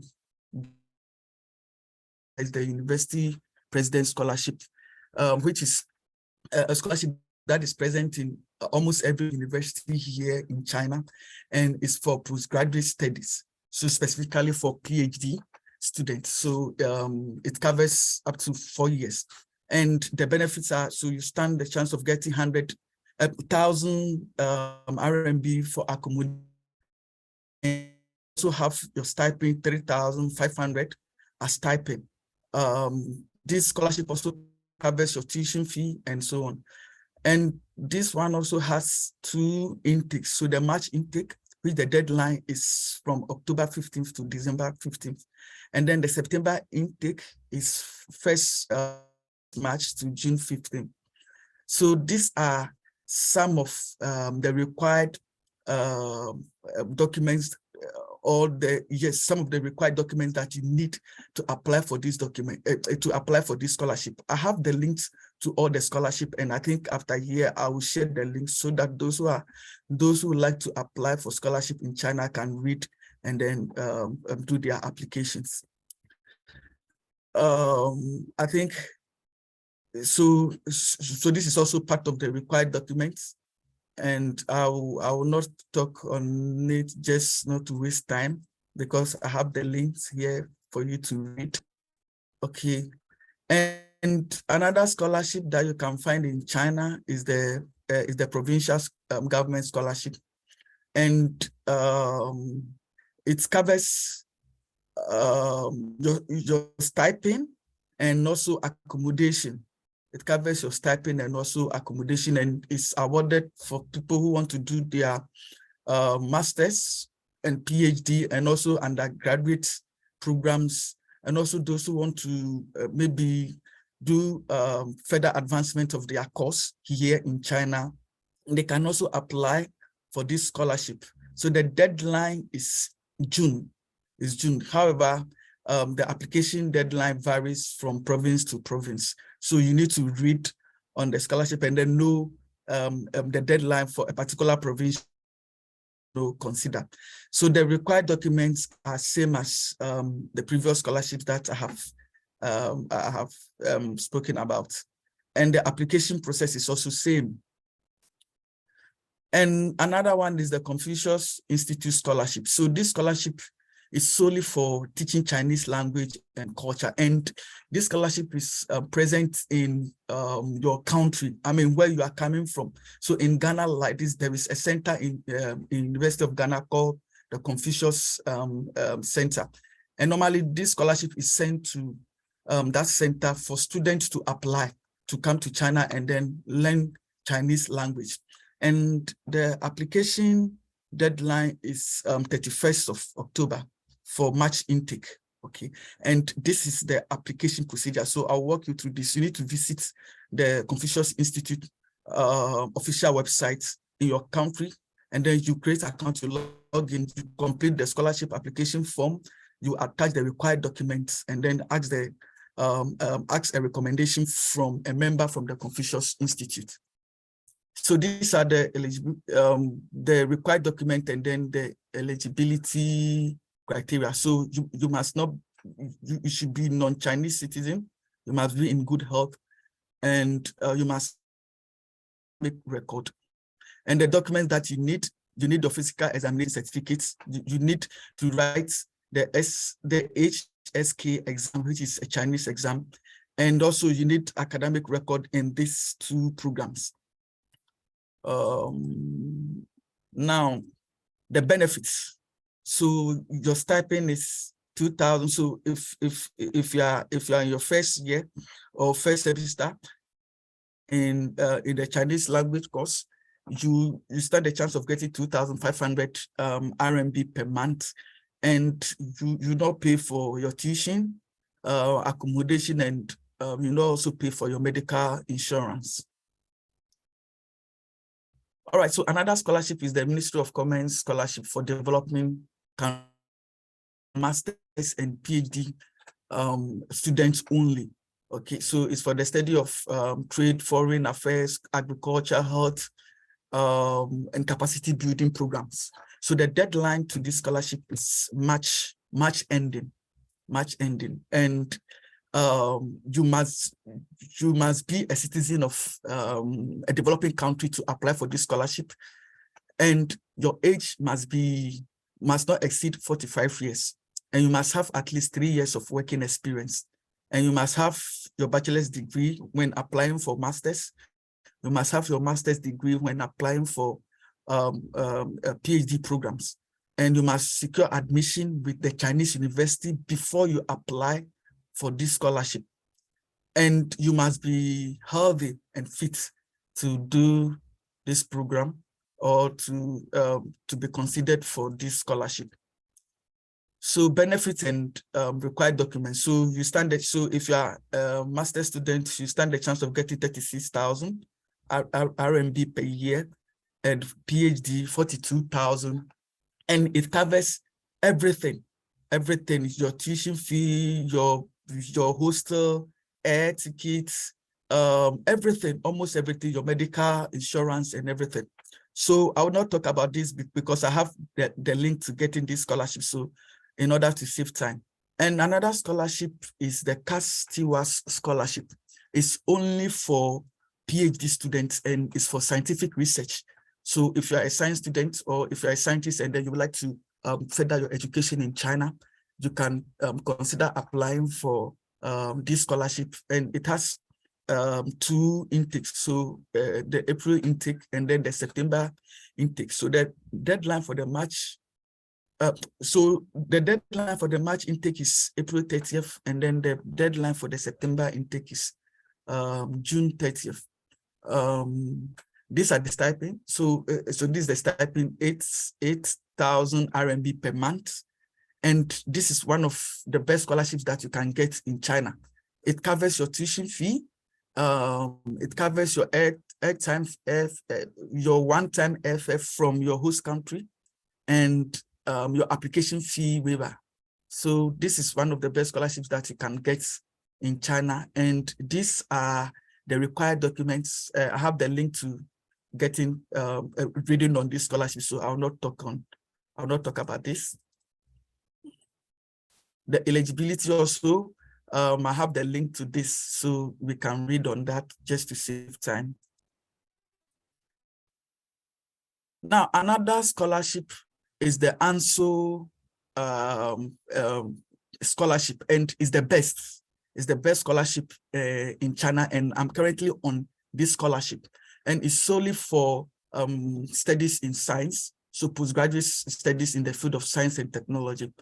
And for PhD, it covers up to 3 years, and then for PhD, it covers up to 4 years. For masters, it covers up to 3 years. And the deadline for application is 15th of February. So I think from October, November, the application portal will be open, and you can go on their website. So I have a link to their website, and then read and then start preparing your documents for application. And the benefit is if you are doing your master's, you can get 3,000 RMB per month. If you are doing your PhD, you can get 7,000 RMB per month. And it covers your health insurance, your air tickets, accommodation, tuition costs, application, and visa. And also, in addition, your institution will also give you some stipend just to support you. So it's a very lucrative scholarship that you can get in China, and it's highly competitive. So since I have the link to this, I'll not talk about this. I'll not talk about the application process. Let me jump to, so this is the website for the scholarships. So you can take a screenshot and then read on it later. And this is other scholarships that you can also get in China. You can take a screenshot and then read on them. So you can take a screenshot of this. Now, I'll move to my next topic, which is study and work in China. There are a lot of job opportunities available for international students in China. So you can either work as a part-time worker, or yes, it's solely part-time. So you can either work on campus or off campus as a part-time worker. So now working in China as a student depends on the nature of your scholarship. So some of the scholarship will not allow you to work like mine, because they give you everything that you need, and then they give you more than enough money just to help you stay focused on your academics. So depending on the type of scholarship that you have, you decide whether you can work or not. So you always have to read about the scholarship, and then also read about the university policies concerning international students working in China. So once you have your visa, once you have your X1 visa, you can apply to work for a company as a part-time worker. And you, as a student in China, you cannot work for more than 8 hours in a week, and you cannot work for more than 40 hours in a month. So you have to take notes. And type of job opportunities in China. So you can get on-campus job opportunities and then off-campus job opportunities. So because of the language barrier, and if you're coming from English-speaking country, you have strong command over the English. So you can be a language translator, you can be a research assistant or teaching assistant. This opportunity is normally announced by the university. You can also be a library assistant, you can be content or video editor, and so on. And off-campus jobs include being an engineer, an IT personnel, or doing being in engineering firm. You can be doing marketing, graphic design, writing, translation, and so on and so forth. So these job opportunities that you can do as an international student in China. So steps involved in getting or working in China. You have to first of all do research about the company that you like to do work in. Then you speak to the international student office about your intention.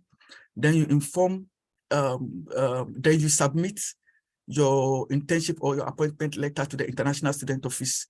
Then the international student office will give you a letter to be submitted to the public secretary bureau for an internship visa to be given to you. Then you can work as a student in China. Finding accommodation as a student. So we have two types of accommodation. So we have on-campus accommodation and then off-campus accommodation. The on accommodations are the cheapest that you can ever get, and I would advise anyone who would like to study in China to consider this. And this accommodation is normally arranged by the university, and it costs around 450 to 1,000 RMB per semester, and it includes the bills, the light bills, and then the water bills. It has internet facilities and other facilities that can help you do your program here in China.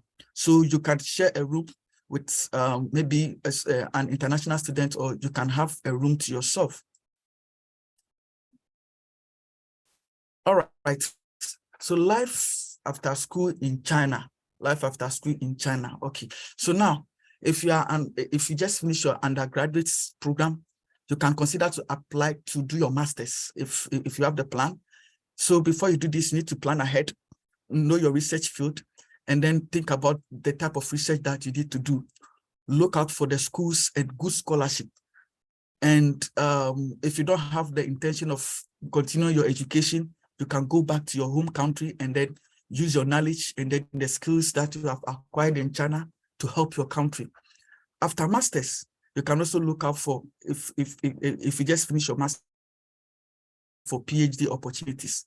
So during your masters, try to publish at least one paper or one article, because this will boost your PhD applications. And then you start to put your SOP, statement of purpose, and then your CVs together. And you look out for good schools and good scholarship. You come out with clear research interests. Or if you don't have the plan of continuing your education, you can go back to your home country and then help your country with the knowledge and skills that you have acquired. Then after PhD, if you just finish your PhD, you can do your postdoctoral research programs. So you can look out for some universities and then apply to be a postdoc over there. Or you can also consider a faculty position, or even in your university, you can apply to be a teaching assistant. Or if you don't have the intention of, doing anything, you can go back to your home country and then help your country with the skills that you have acquired. Thank you very much. All right, thank you very much, Richmond. That was an insightful presentation. And please, I would like to encourage all our participants that as the program is going on, if you have any concerns, kindly drop your questions in the chat session, and our able speakers will respond to all your questions. And remember that this is going to be uploaded on the PENSA International Facebook page. So we will post the link here. I think the link has already been posted, but we'll still be posting it so that you can access it after the program. And also after the program, if you have any concerns or any questions, there'll also be an email that you can reach out to, so that if you want to follow up on something, you can just send any question or any concern to that particular email. Okay, so we'll move on to the next speaker. All the way, he will take us to United States of America scholarship opportunities available, and then just prepare yourself and then your notebook and everything, and then prepare to receive from Ishmael Amati, who is going to expose us to scholarship opportunities available in the United States of America. Ishmael, if you are ready, please, over to you. Yeah, I'm very ready. So let me just share my screen and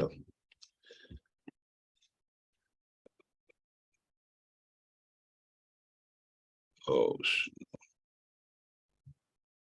can you all see my screen? Yes, we can see your screen, please. Okay, so let me just okay, so my name is Ishmael Amate, and I'm currently a PhD student at Northern Illinois University, and I will be touching at studying in the US, the application process, scholarships available, graduate assistantship, and the test that you are supposed to take. So this is just a data of the people studying in the US by their country. So as you can see, China takes the lead, and there are a lot of them over here. Then after China, you have those from India as well, then North Korea, Canada, and other places as well. You have our Nigerian brothers over here, and Ghana is part of the list, but we are just not part of these few people. So I encourage a lot of Ghanaians to work towards pursuing their education here in the States as well.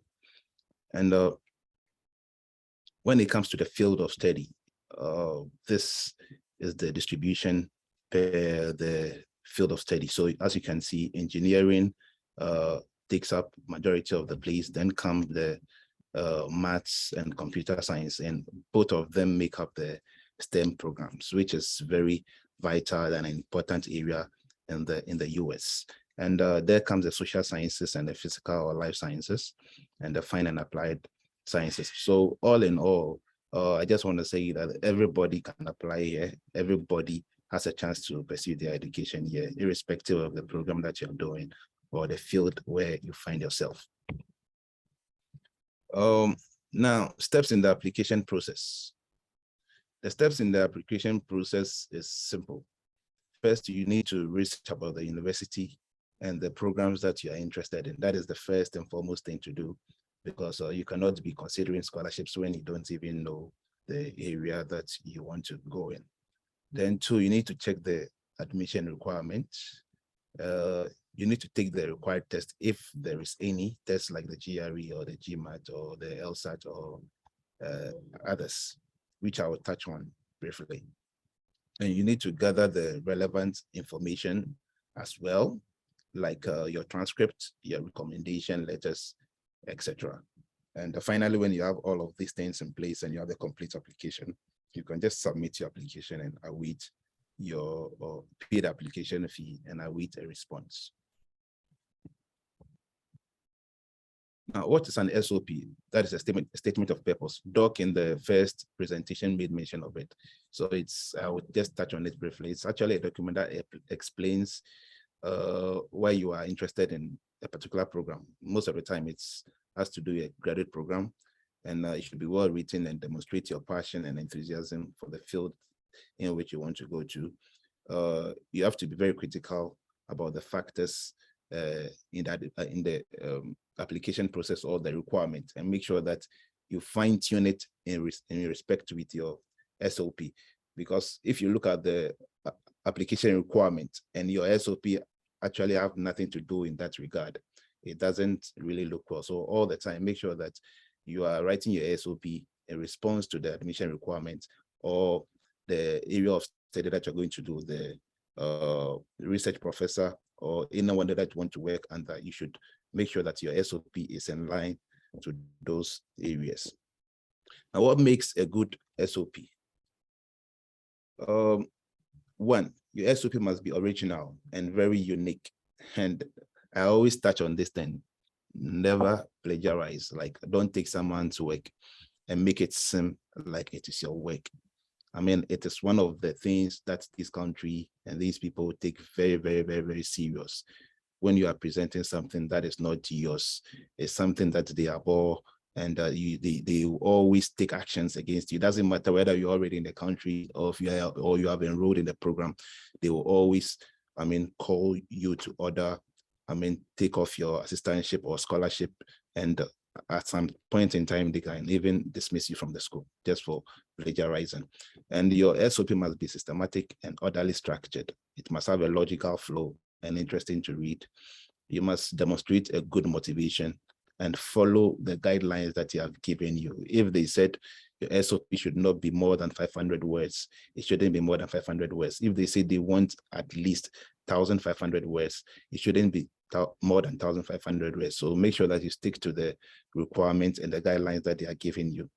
Now, in the SOP, what you need to do is, the first part is an introduction, who you are as a researcher, what drives you, what do you want to research about and accomplish, and your experiences, what you have learned, and why does it matter, and how, I mean, important it will be, and why you are choosing that particular institution, and which professors that you want to work with, and the project and research directions. And it must ask for your career goals, and why you even want to study in graduate school, and why you chose that particular school. So most of the time, these schools will give you the requirements on what you need to put on the SOP.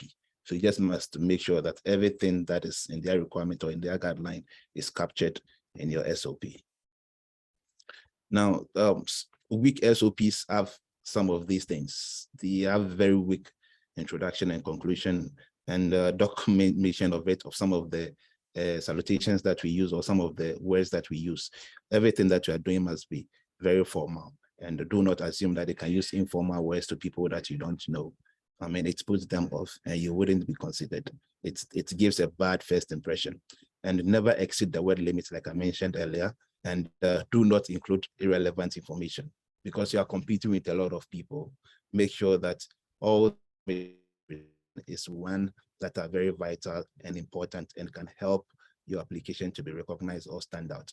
And avoid working on your SOP in the last time. So look at that mission requirement early, the deadlines, and start writing your SOP very, very early, because it's very difficult if you have a deadline tomorrow and you're trying to come up with an SOP today. It's very likely that you know the best of work. And that is why most of the time people find themselves plagiarizing, because they have a deadline to meet and they want to do things very fast. So avoid working last minute, take time on your SOP and develop it over time so that it will fit the purpose for which you are writing it. Now, the CV, like we all know, is just a document that gives a brief history about yourself and your education, your employment history, your research experiences, and your services that you have offered. All of these things speak very well and put you in a certain light to these schools, like your services and outreach that you have done, your leadership roles, and your research experiences. You have to capture all of these things in your CV. And most of the time, it's very difficult or it's confusing for first-time graduates who are coming out from school to come up with a very good CV.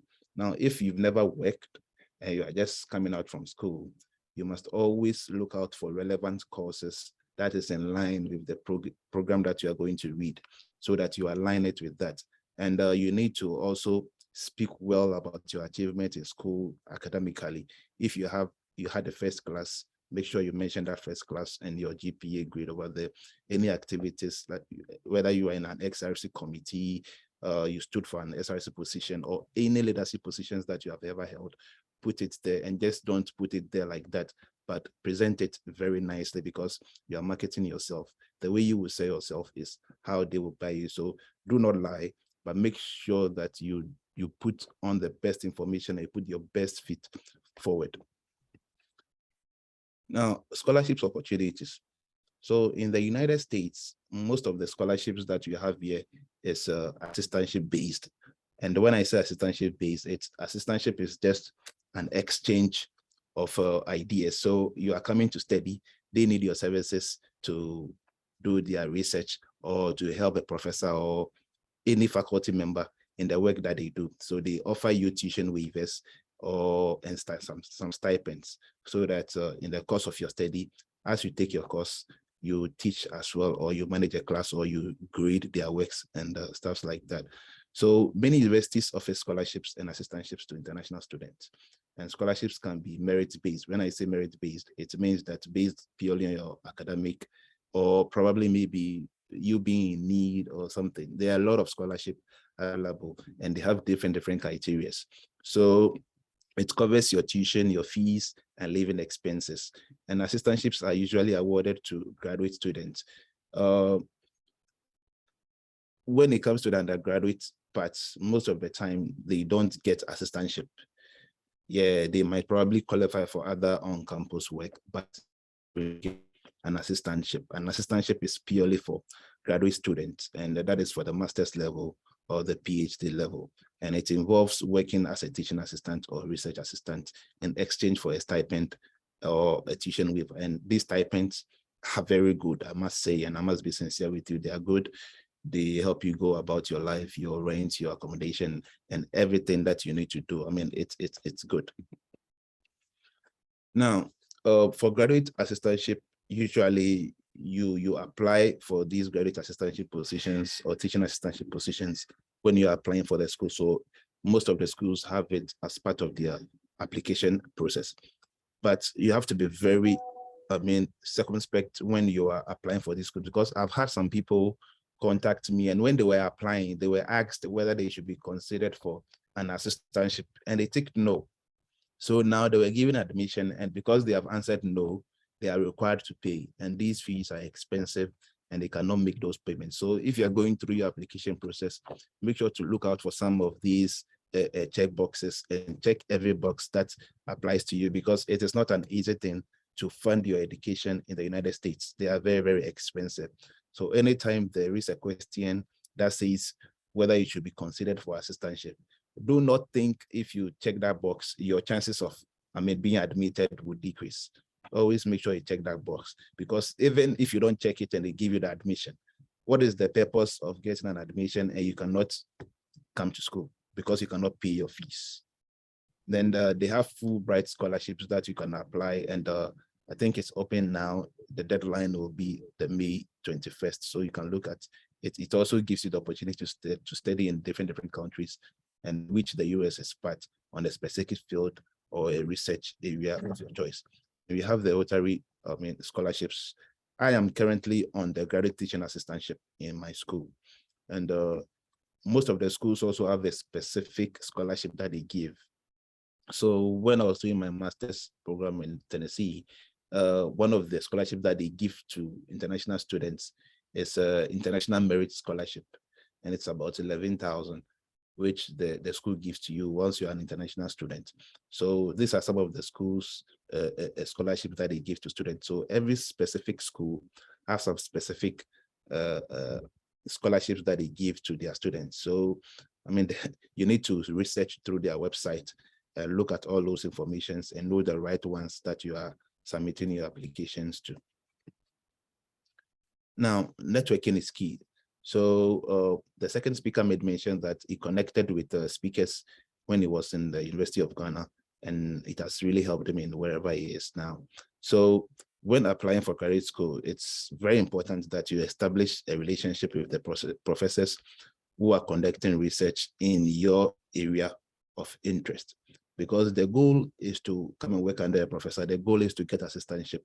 So you first have to reach out to them on not really what they do, but what you want to bring on the table. So Doc in the first presentation made mention of how to go about some of these things, so I'll not really touch much on it. So when you're sending emails, make sure your emails are well written and you are introducing yourself, you are giving them your goal. Don't just leave it vague and blank like that. Don't give them conditions on whether they want it, they should contact you. No. Just give them all the information about yourself. And when they analyze it and you are fit for the program, they will always contact you. And be very ready to check your emails now and then. Some people never check their emails. So they get an email and by the time they check it, maybe there's a deadline or something which they did not make. So always, if you're applying for school, make sure you always refresh your email and you keep it updated all the time. Now, LinkedIn is a great place to connect with people and your professors. Send them a message introducing yourself and expressing interest in their research. Personally, that is what worked for me. When I first applied for school in the United States, I sent an email to the graduate coordinator of my school, and I read the papers that he has published. I read this research work, and I stated that I aligned it with whatever I was doing, that this is what I want to do, and I feel he's the right person to mentor me in this program.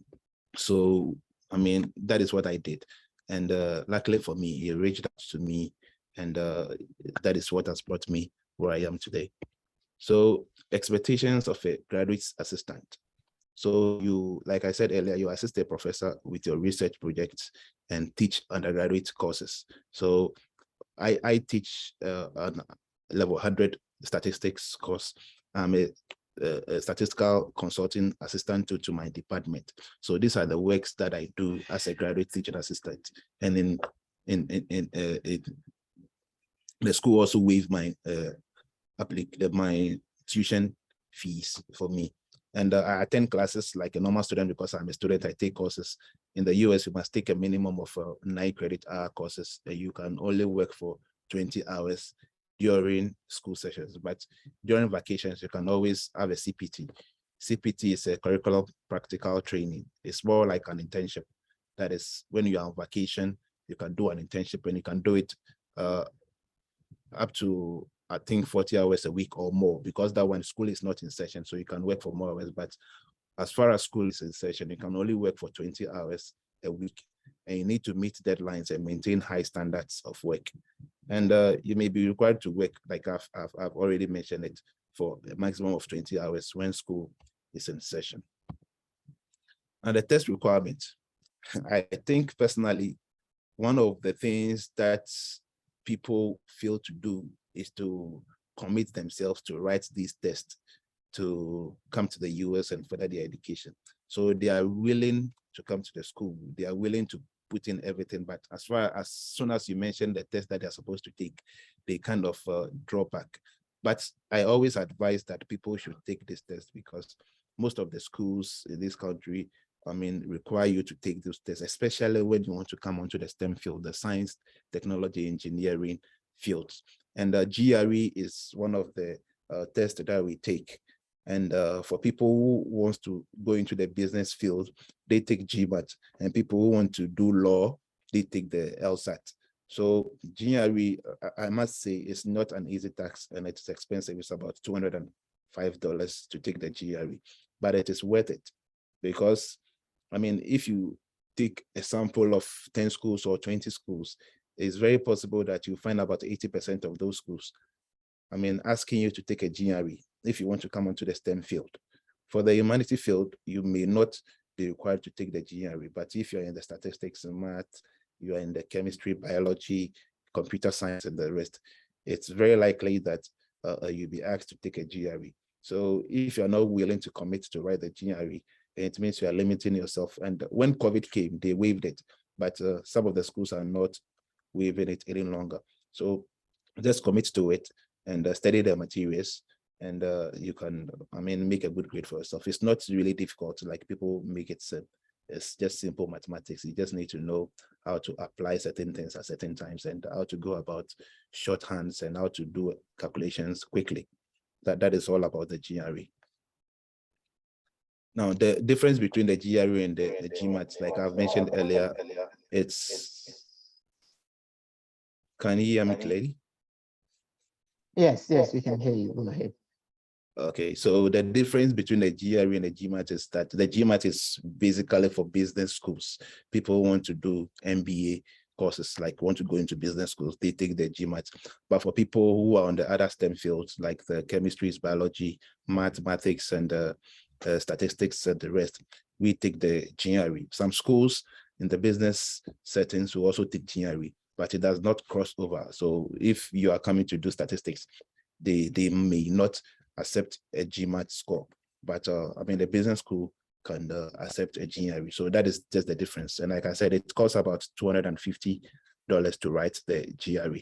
So I think the earlier the better. You just have to.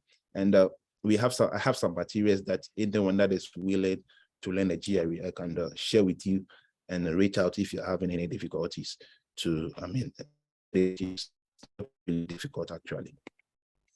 Opportunities after school. That is, after every person have arrived in the US, the next thing on their mind is, especially when they're about to graduate, is whether they will get their papers to stay in the US, to get a green card, or if you are finishing your school. Now, it's a process, but it's very possible for you to also stay here. You just have to go through the process, be in the right books of the country. You don't want to do something bad to, destroy your chances, because this is a country of opportunities. They give everyone equal opportunities to thrive in this country. So you must always make sure that you're in the right path. Now, after school, there's something we call the optical practical training, OPT, and it allows international students to work in the US for up to 12 months. And if you're in the STEM field, you can do it up to 3 years. That is if you're in the STEM field. But if you're on the non-STEM field, I think they do it for, 12 months. So this optical practical training is that you have finished your degree program. There are companies that you can apply for. They give you a temporal work permit to work in the States. So you can apply for jobs. And if these jobs accept you, you can work. So as you work, the company can file for H-1B visas for you if your work impresses them and they want to keep you. So the H-1B visa is, I think someone is speaking, so I'm hearing an echo. Okay, so the H-1B visa is actually a lottery. So people who are on OPT can be entered into the H-1B visa by their employers. And it allows US employers to hire foreign workers in a specialty occupation. And the international students who have a job offer from a US employer can apply for H-1B visa. And the number of visas, like I said, it's a lottery. year they take about 60,000 people. So if you are on H1B1, I mean, you have a good chance of being selected on the H1B visa. And if you are being selected on the visa, subsequently you may be able to get your green card. After some time, you apply for your green card, and God willing, you'll get it. Now, the other option is to further your education, because you never want to fall out of status. When I say out of status, by law, you should depart from the US, I think 60 days after you are done with your program. But you never want to stay in the US illegally and elapse that 60 days grace period that they give you. And the moment you elapse that grace period that they give you, then it means you become, you are not in status in the US. So most people, and a lot of people that I know, actually do a further course. So if they finish their master's degree program, they will probably go into a PhD program. That is, and others to try the OPT option. So some of the time, if the OPT option do not work, because you don't want to fall out of status, you have to go back to school and do your PhD or do a second master's or what have you. And required document, I think this is very important that everybody must take. When you are finishing your degree program in your school, wherever a school that you attended in Ghana, make sure that you have your college degree certificate with you. Make sure you have your transcript with you. Make sure you have your passport that is ready and it's not about to expire with you. Make sure you have contacted your professors or any professional organization that you worked with to give you recommendations. You don't want to wait for so long before you contact professors to give you recommendations when they can barely remember who you are. So if this is something that you are considering, make sure that you have all of these materials and you have made all of these arrangements ready before you start the application process, and other relevant that will pertain to you with respect to the kind of applications or the school that you are applying to. Now, the don'ts in the application process, these are things that avoid these things to better your chances. Don't miss the application deadline. Don't submit incomplete or inaccurate information. Don't use inappropriate language or content, and don't submit too many application materials. Like there are a lot of things. At 6 p.m. There are a lot of things that do not need to be added in the application process. So just make sure that you are submitting the relevant ones and the required ones, not too many ones that will make the work of the admission committee, bulk. And never ignore that application requirement. And like I said, this is very key. Do not plagiarize. Do not plagiarize. Do not plagiarize. Let your work be original and let it come from you. Do not let anybody do your SOP for you. Do it yourself. You can always give it to people to proofread it, but never copy it online and submit it as yours.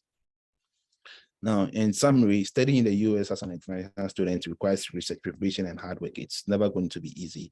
So you just need to embrace yourself that it's not going to be an easy road.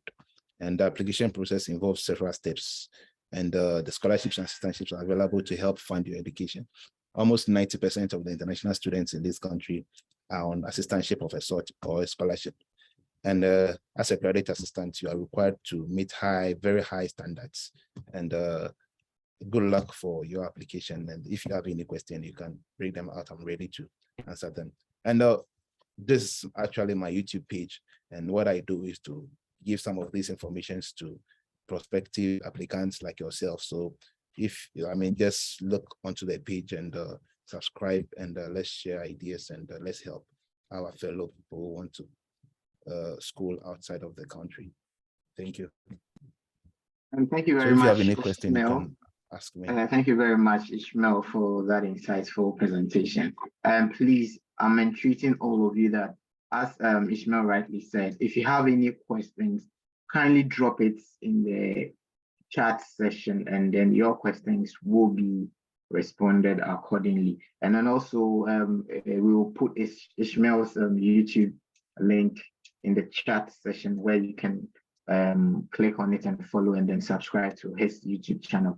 And then also we'll send, or we'll post the Telegram account of PENSA International in the comments or the chat session, so that you can click on it and then you can be added to it. And then remember that this program will be uploaded on the PENSA International Facebook page, YouTube page, and then all other social media platforms. So we want to quickly move on to our fourth and final speaker for today, and is actually a female, I mean, a very good friend.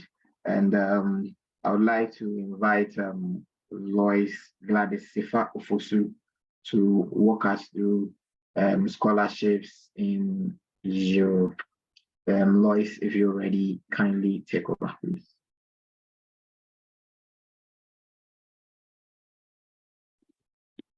Okay, thank you, Emmanuel. Okay, so for our final presentation, it's about scholarships in Europe. So I think the other speakers have already touched on the things on my first slide, so I'll just move. I just want to say that always know the condition for your scholarship. For some scholarships, you're supposed to return back to your country. For others, you're at liberty to stay in the country. So when you make a decision to apply to any scholarship, always try to find out the condition. For instance, for Chevening, you would have to go back. Erasmus, you don't necessarily have to go back.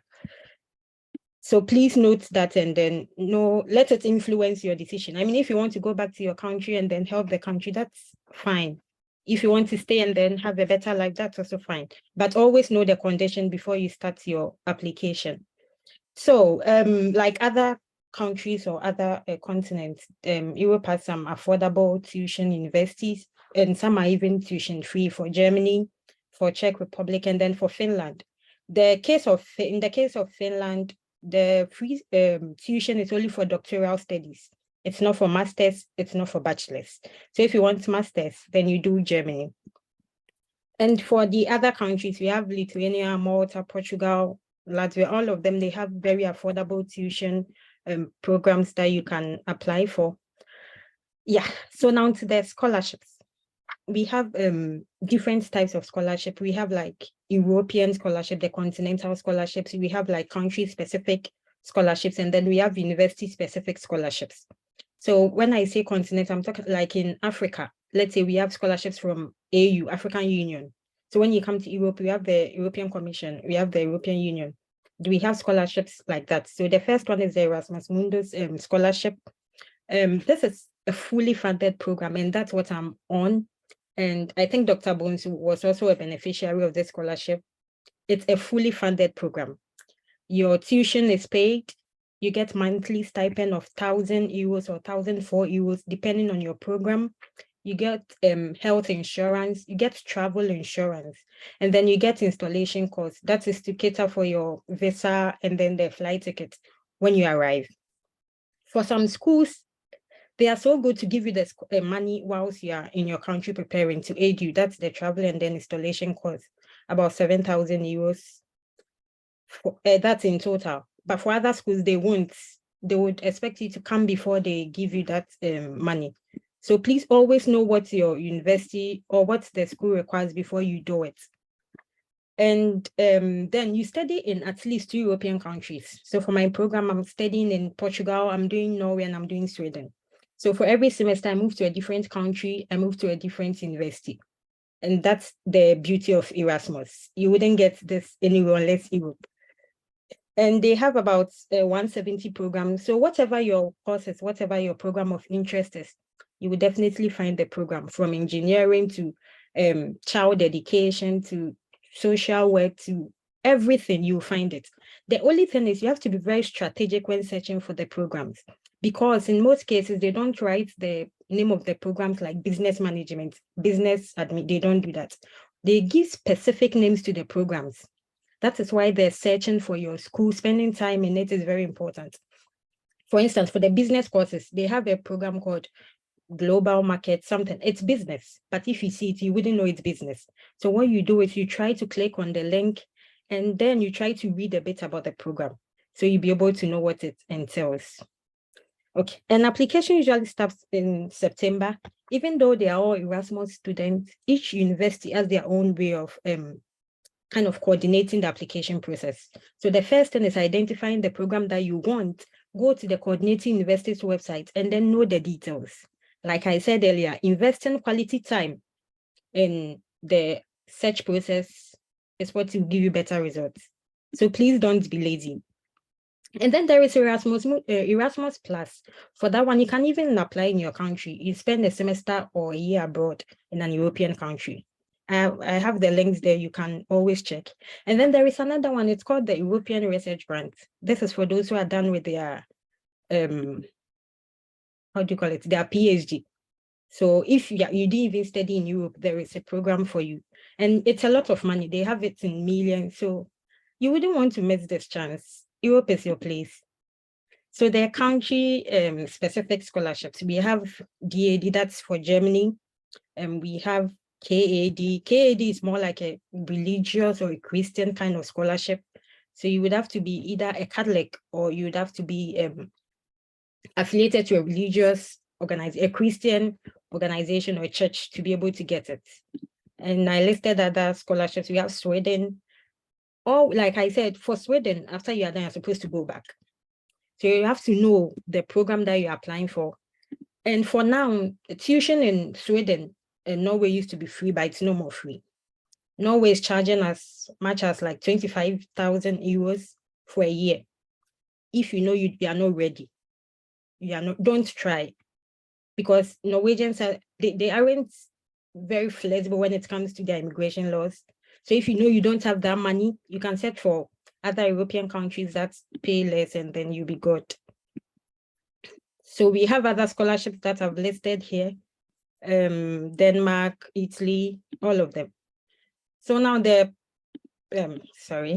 programs, we have the CV, they've already talked about it, recommendation. The only thing I would want to talk about is your proof of work experience and then residency. For Erasmus, because you are given the travel allowance, it's calculated based on the distance between your home country and then your coordinating university. So if you are from, let's say, Nigeria, and then your coordinating university is Portugal, if the distance is 2,000 kilometers or less, your yearly travel allowance will be 2,000 euros per year. If someone is from South Africa, and then the person is, the coordinating university is, let's say, in Poland or Sweden, the distance is very far. So the person might get 3,000 euros. So they always want you to prove where you are. And you can always get this from either a commission of oath, where you're having your internship, where you are taking a voluntary work, or your workplace. They give you a letter stating that, oh, you are with us, you've been with us for this time, and these are some of the things that you do. And this is going to confirm that you are in the country. Because you can be in UK and then you apply. You tell them you're in Ghana. How would they know you are not in an African, in an European country and then in an African country or your country of origin? So the proof of residence is very important. And if you don't provide, it can even be a basis for your application being rejected. That's being said, even if you are in an European country and you tell them, it doesn't mean that they just don't give you, but they consider you as a program applicant. When I say program applicant, I'm talking about students or people who are in Europe. If you're outside the EU, you are considered as a partner applicant. But if you are in Europe, that means your travel allowance is, I think, 1,000 per year. So they always want to know. So please, it doesn't take too much. You can go to a commissioner of 50 cedis or 50 naira, something small, and then you'll be good. And there were also some of the programs, like I said, it's the requirements are not universal. Each university, each program has their own requirements. So what you need to do is, let's assume you want to do something about engineering, maybe let's say electrical engineering. You find the program, look at the requirements. Don't think because there is another Erasmus applicant who had a certain requirement, so it's the same. It's not the same thing, because different universities are involved, different professors are involved. And for Erasmus, you don't have to write to anybody. You don't have to contact the lecturers or professors, no. It's a full scholarship. What you have to do is to find the coordinating university of the program that you are interested in. The coordinating university. That's among the 3 or 4 universities handling your program. The coordinating university is the university that is mainly responsible for your admission. Okay, so please, that's where. So you have to prove that for most of them, they want to see if you've worked before. What have you done? You want a full scholarship. What have you also done in terms of leadership? What have you done in terms of volunteering? What have you even done for your society? It doesn't have to be something big, something small, but it's about how you talk about it. Like Ishmael said, if you have something, you don't sell it, well, nobody will buy. This is the opportunity for you to market yourself. It could have been you played a course rep role, how you talk about it, how you present it. Let them know that it wasn't a small role. Some of the achievements that you were able to, obtain, some of the things that you did. Being a course rep, you knew how to work with people with diverse background. It helped you. You can say a lot about it. Okay. And yeah, for your transcript, you don't have to complete before you send it. No. You don't have, if you want to make an application, you don't always have to get your final certificate and transcript. When you're in your final year, you can get it. You can apply. The only thing is that you have to make sure that by the time you are enrolling, you have your final certificate and transcript, so that when you get to the school, you are able to present to them. So if you have any challenge with that, you can always write to the school to clarify. You're a final year student, you are expecting to graduate in a few months, can you apply? The worst they can do is not answer you, but always try to take the initiative to write to them if you have any challenge. Okay, so life after school in Europe. Because Europe is, it's a continent, it's not like one country. Each country has their own immigration laws. Okay, so as a student, before you even come, you have to have your plans. What do you want to do after school? Do you want to continue with your PhD? Do you want to go back home? Do you want to work? When you decide on this, you will know the next step to take. So for me, when I enrolled in my program, I knew I wanted to do my PhD right after it. So in my first semester, I started contacting professors in the country that I wanted to do my PhD. I started contacting them. You don't have to be a graduate to do this. Introduce yourself, write catchy, and like Professor Bones said, like catchy essays that when they read, they know that you have the potential. Those are the things they are looking for. And you don't need to have a publication to get. I don't have even one publication. I don't have, I'm not done with my master's, but I have a PhD of, I fully funded PhD of, and that is how it works. You have to be very proactive. Write to them. The worst they can do is not reply you. And that's okay. Rejection is part of it.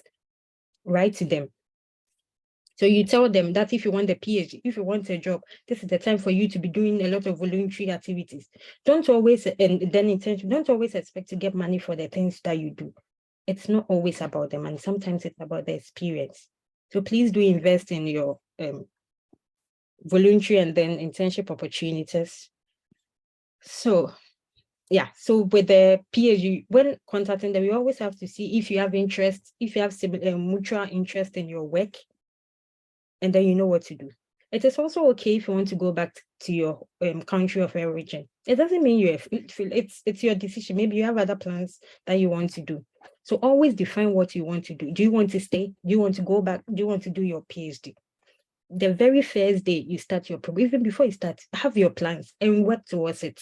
Because it may be 2 years before you know 2 years. I just started and see, I'm done. Then I'm moving to another thing. So please know what you want to do. If you have any challenge, you can always speak to someone. There are a lot of people willing to share, but because you've not approached them, you think they are not willing. They are willing, just approach them. So for the immigration policies for Portugal, if you get if you school year and you get your first permit, for your first permit, you can get 2 years or 1 year. After the 1 year or 2 years, you qualify for automatic renewal, which gives you 3 years. After the 3 years, you qualify for citizenship, provided you've done 150 hours of the language course. Spain has something similar to it. For Norway, for Portugal, you don't even need to prove that you have that money to stay. No. For Norway, in Norway, when you're working in Norway, you get a lot of money. But after school, you need to prove that you have, I think, 24,000 euros in your account to get a 1 year visa, job seekers permit. You don't have that, you go home. And they are very strict on that. Because it's a very small country, they're able to manage or control the people in terms of immigration. So don't think you can beat the system. No, don't try that with Norway. No, don't try it.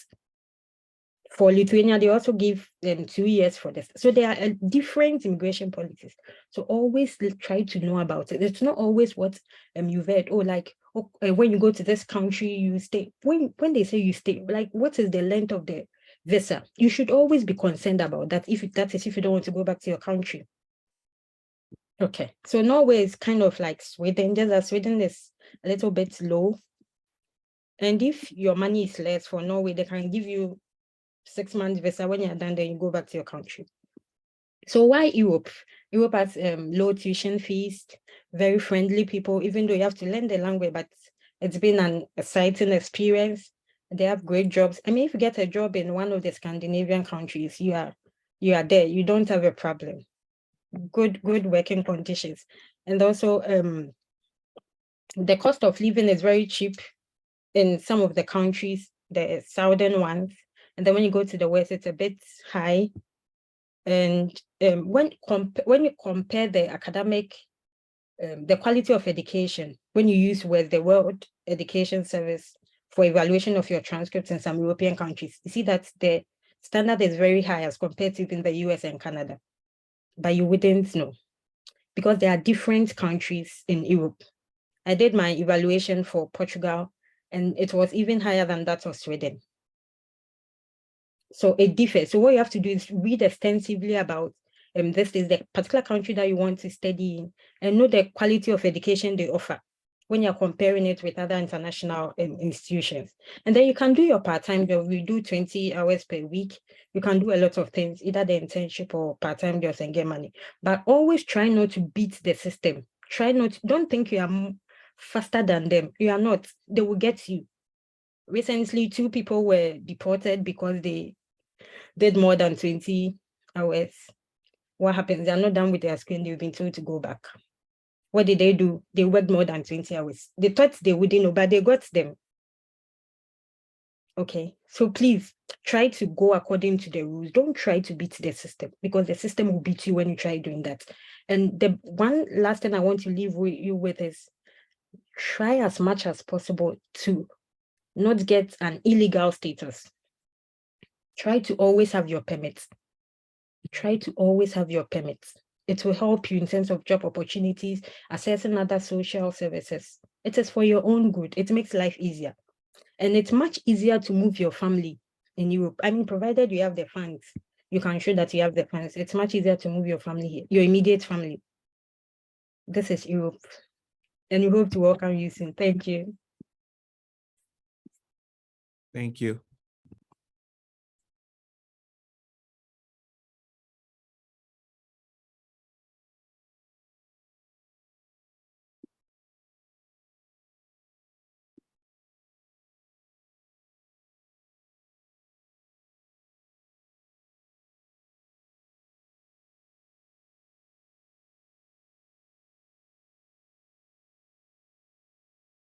Okay.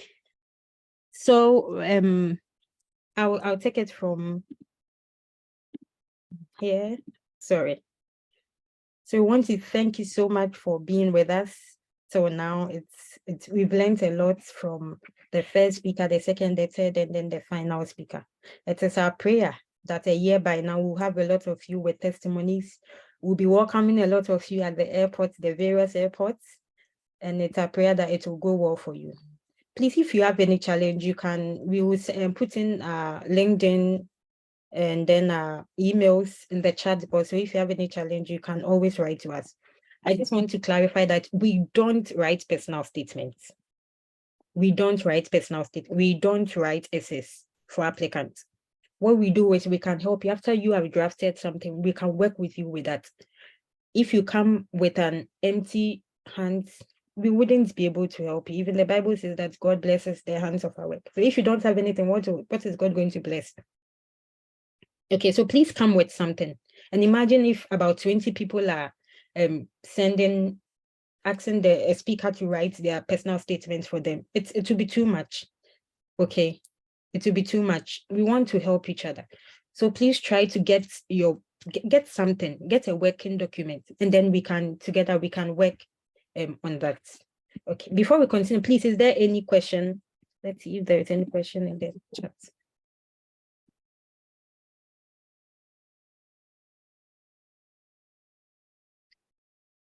Please, is there any question? Yes, Samuel.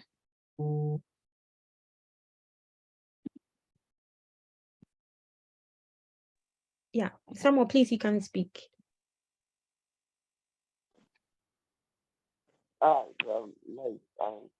Thank you for the presentation. Hello, With Samuel. respect to the Erasmus Mundus review. Hello, Yes, you Samuel. can hear me. Your voice is very faint. Hello. Yes, it's better. Please, can you hear me? Yes, please. All right. Thank you, Lois, for your presentation.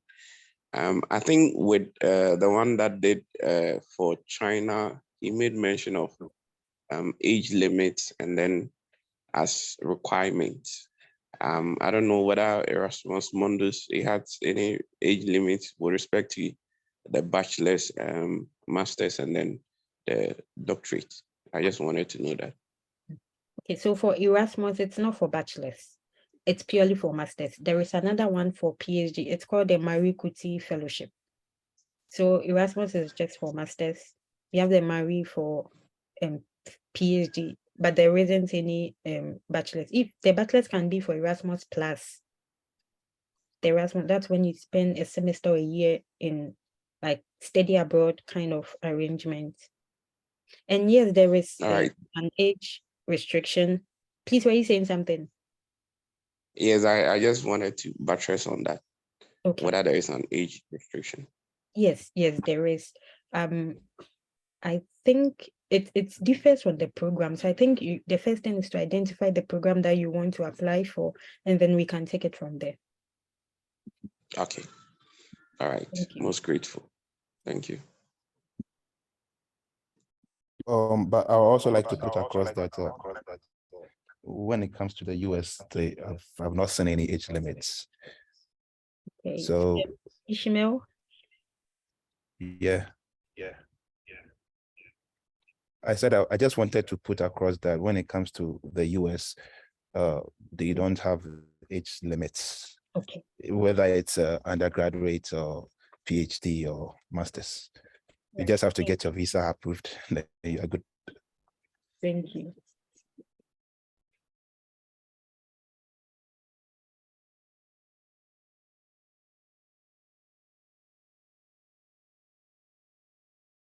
Yes, and please, Jeffrey.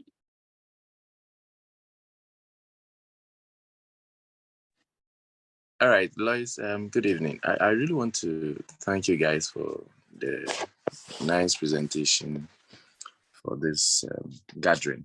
I wanted to see if Europe, you need an IELTS for because I didn't hear you touch on that. Thank you. Okay. Yeah. So it's if you are from an English-speaking country, or if the official language of your country is English, you don't need it. You can always use the the English proficiency letter from your school as a justification. Or you can sometimes write to them and tell them, I did my master's in English, and this is the proof. They'll always waive it for you. Yeah. Noah. Hello, can you please hear me? Yes, please. So thank you for the presentation. It was very insightful. But please, I would like to ask a question. Were there any suggestions for undergraduate scholarships? Because as I was listening to the presentations, it was mostly masters and PhDs. But like, I did not hear any suggestions for undergraduate scholarships. Okay. So for Europe, most of their bachelor programs are taught in their languages. And because they don't do English, so Norway, they do Norwegian. You go to Portugal, they do Portuguese. So it's sometimes difficult for you to do the undergraduate here. But that notwithstanding, there are limited ones that offer undergraduate programs. So you can always get them. The only thing is that you wouldn't be able to prove that you studied in an English-speaking country at the tertiary level. So you would have to write the English. There are some exams that you need to write. So that kind of comes with extra distance for you. Wait, the IELTS? That's what we have to write? In addition to the IELTS, there are other exams that they might ask you to write because they want to see your critical thinking abilities, if you'll be able to withstand the study, because that is going to be like your first higher education study. And you know how intensive bachelor's can be. I mean, if you're a fresher. Yeah. So it's mostly given to masters and PhDs. Most of the financial aid offers are given to masters and PhD. But the Erasmus Mundus Plus, like I said, it's for undergraduates. So in your country, you can apply and then you can spend a year or a semester abroad. So during the year abroad, you can build a lot of connections and then you can use that to even get your master's program or maybe come back to complete your undergraduate study there. So it's about your social networking skills. They also come to play. So to use the Erasmus Plus, you have to be in Europe. For Erasmus, like to get a scholarship.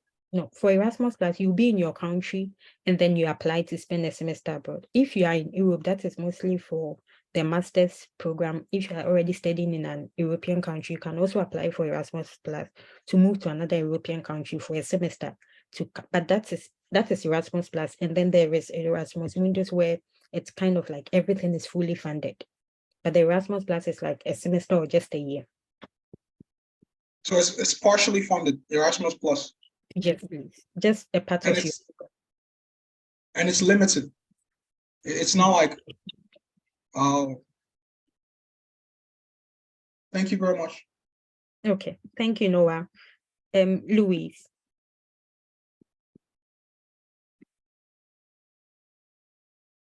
Yeah, Louise, please, you have the floor. All right, thank you. Hello. Yes, please. Hey, hello. Good evening. Good It's evening evening. here in Ghana. Okay. So, yeah, I wanted to find out.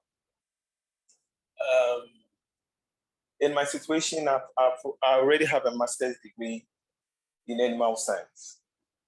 I have tried a number of schools, having been too successful.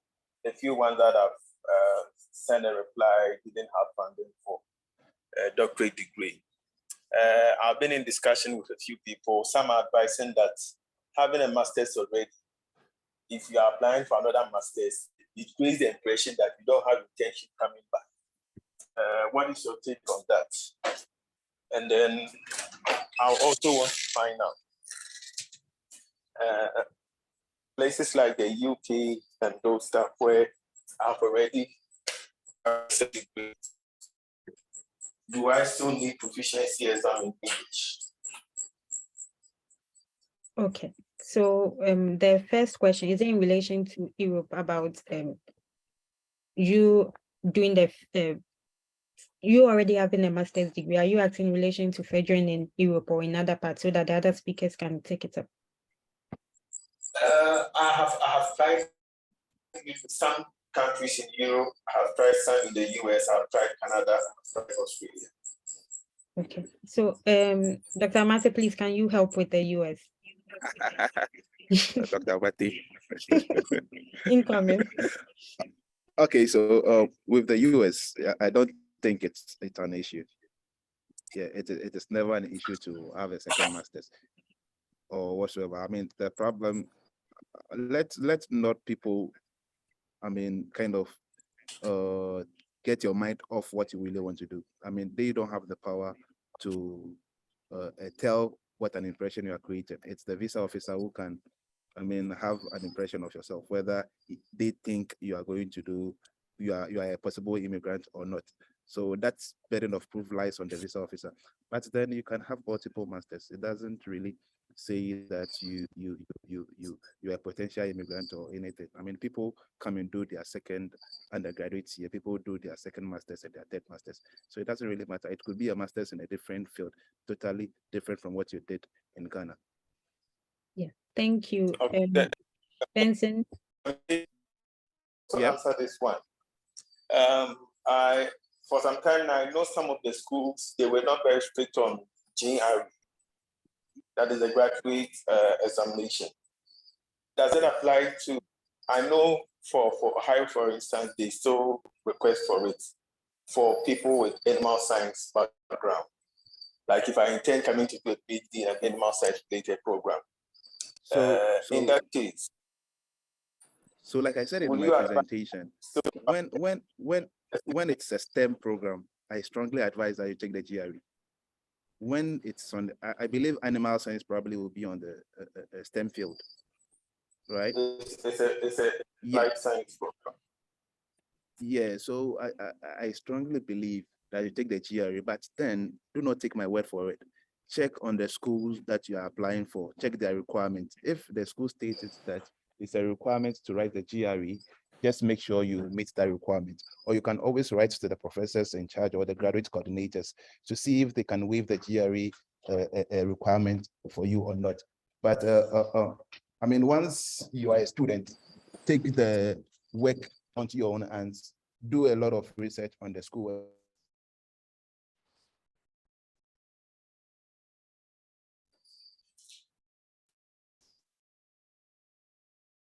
The right answer. Yeah, I think it's okay. Then lastly, last question for you. It may apply to the other one. Sometimes too, it's difficult getting a response from the faculty members. You go to the website, the school's website, you key in their email address, you send a mail and it's like they are not responding.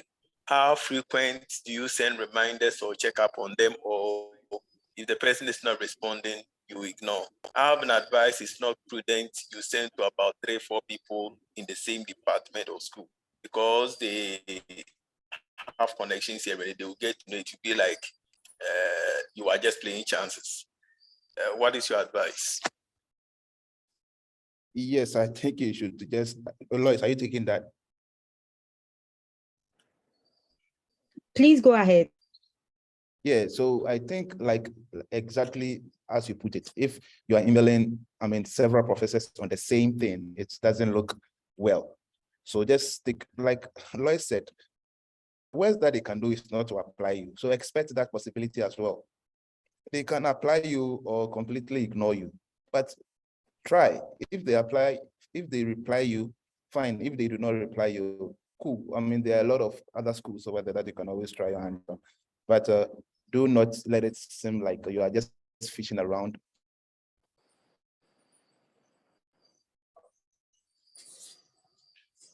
All right.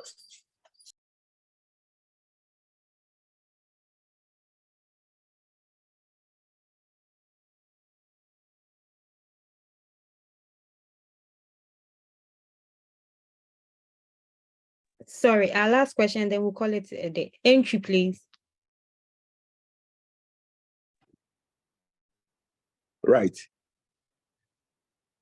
Right. A very good evening to all of you. Thank you very much for this lovely opportunity to educate us. Please, my question goes to Lois. I didn't hear anything with respect to Switzerland. And so I don't know if we also have other packages from Switzerland.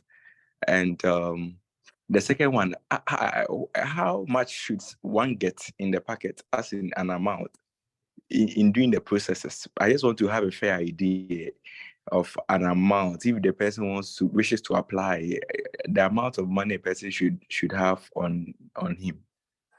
Okay, thank you. So before I answer, I humbly ask the speakers to drop their emails in the chat box so that if there is any other further questions after the session, you can write to any of us. So for Erasmus, you don't need to show any amounts because it's fully funded. What they need you is just to come and then study for them. You don't need to show anything. They just need your body, your mind, your soul in Europe to study and then pass. That's it. For Switzerland, because of time, I couldn't cover it. There is the Swiss government scholarship, and then there is ETH. It's in my slides. We'll share it, and then you have access to it. Yes. So, I would ask if the speakers have any last words to share before. Okay, Peter, last person.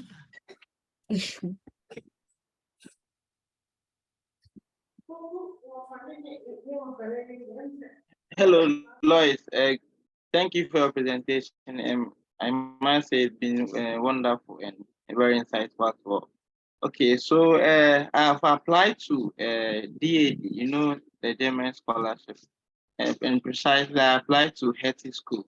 But the only thing that worries me a bit is that I didn't apply very early, and then the deadline is I think 1st May. But then I've been able to submit my application. The only thing that I'm left with is my recommenders uploading my letter of recommendation. And I think they will be able to do that on Tuesday. I don't know if I still stand a chance. I'm a bit worried. They will be able to send my letter of recommendation on Tuesday, which the application is 1st May. But my application I've already submitted. So I'm only left with the letter of recommendation. Do you think I stand any chance? Thank Okay. you.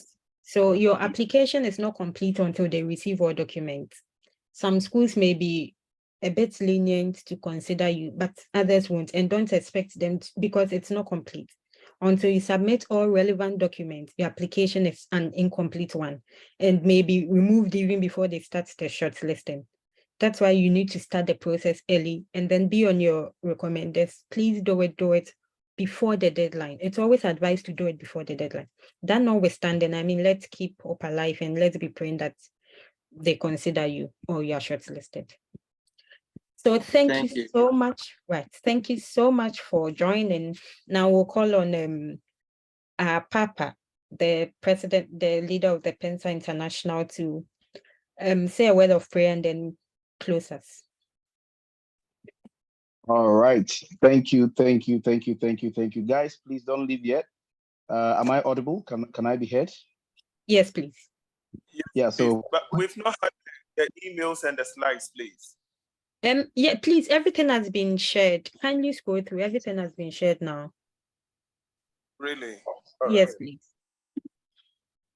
Excellent. I, on behalf of the global coordinating team of PENSA International, I want to really commend and congratulate the academic missions team, our sister Lois, and the scholarship team that have done so well in putting this together. I see the participation. I think at a point in time I saw about 300 people online or so. And for the first time, this is very encouraging. In fact, I was trying to come through and close the program before now because it's pretty late in Ghana, but I see that online we still have about more than 100 people. And this is very encouraging. Now, we want to announce to all of you that this is not the first and the last. Yeah, we are in discussions with this wonderful team to see how frequent we can have it. Maybe by annually or quarterly or something around that. So please stay tuned. And I saw some of the comments that you guys had that we put together a WhatsApp page, or how we can put ourselves together and stay in touch and all that. And we will discuss all. And so I want to say that thank you very much for coming. Anybody who has been blessed, hear an amen from you. If you've been blessed and you think that this has been resourceful, can I get an amen from you? Amen. Amen. Excellent. Amen. Excellent. Amen. What are we going to say to the PENSA International Academic team, the scholarship team, our sister Lois and their team? God bless you. God bless you. God bless them. We are so thankful. You guys are just See amazing. you soon in Europe, Lois. Great, Lois. Yes, Lois, were you able to? Great. Were you able to allow those who have gotten scholarship share their testimonies? I'm sorry, you're muted. Lois, I'm sorry, you're muted. Oh, sorry. So we started with their video, but because of time, we couldn't share many of them. Many of them. All right. So I know that hopefully by the grace of God, next year we'll be having some of you who will be bold enough to come through and come and share your testimonies to encourage others. God bless you. Two announcements very quick. Now, automatically, you are all part of the PENSA International family.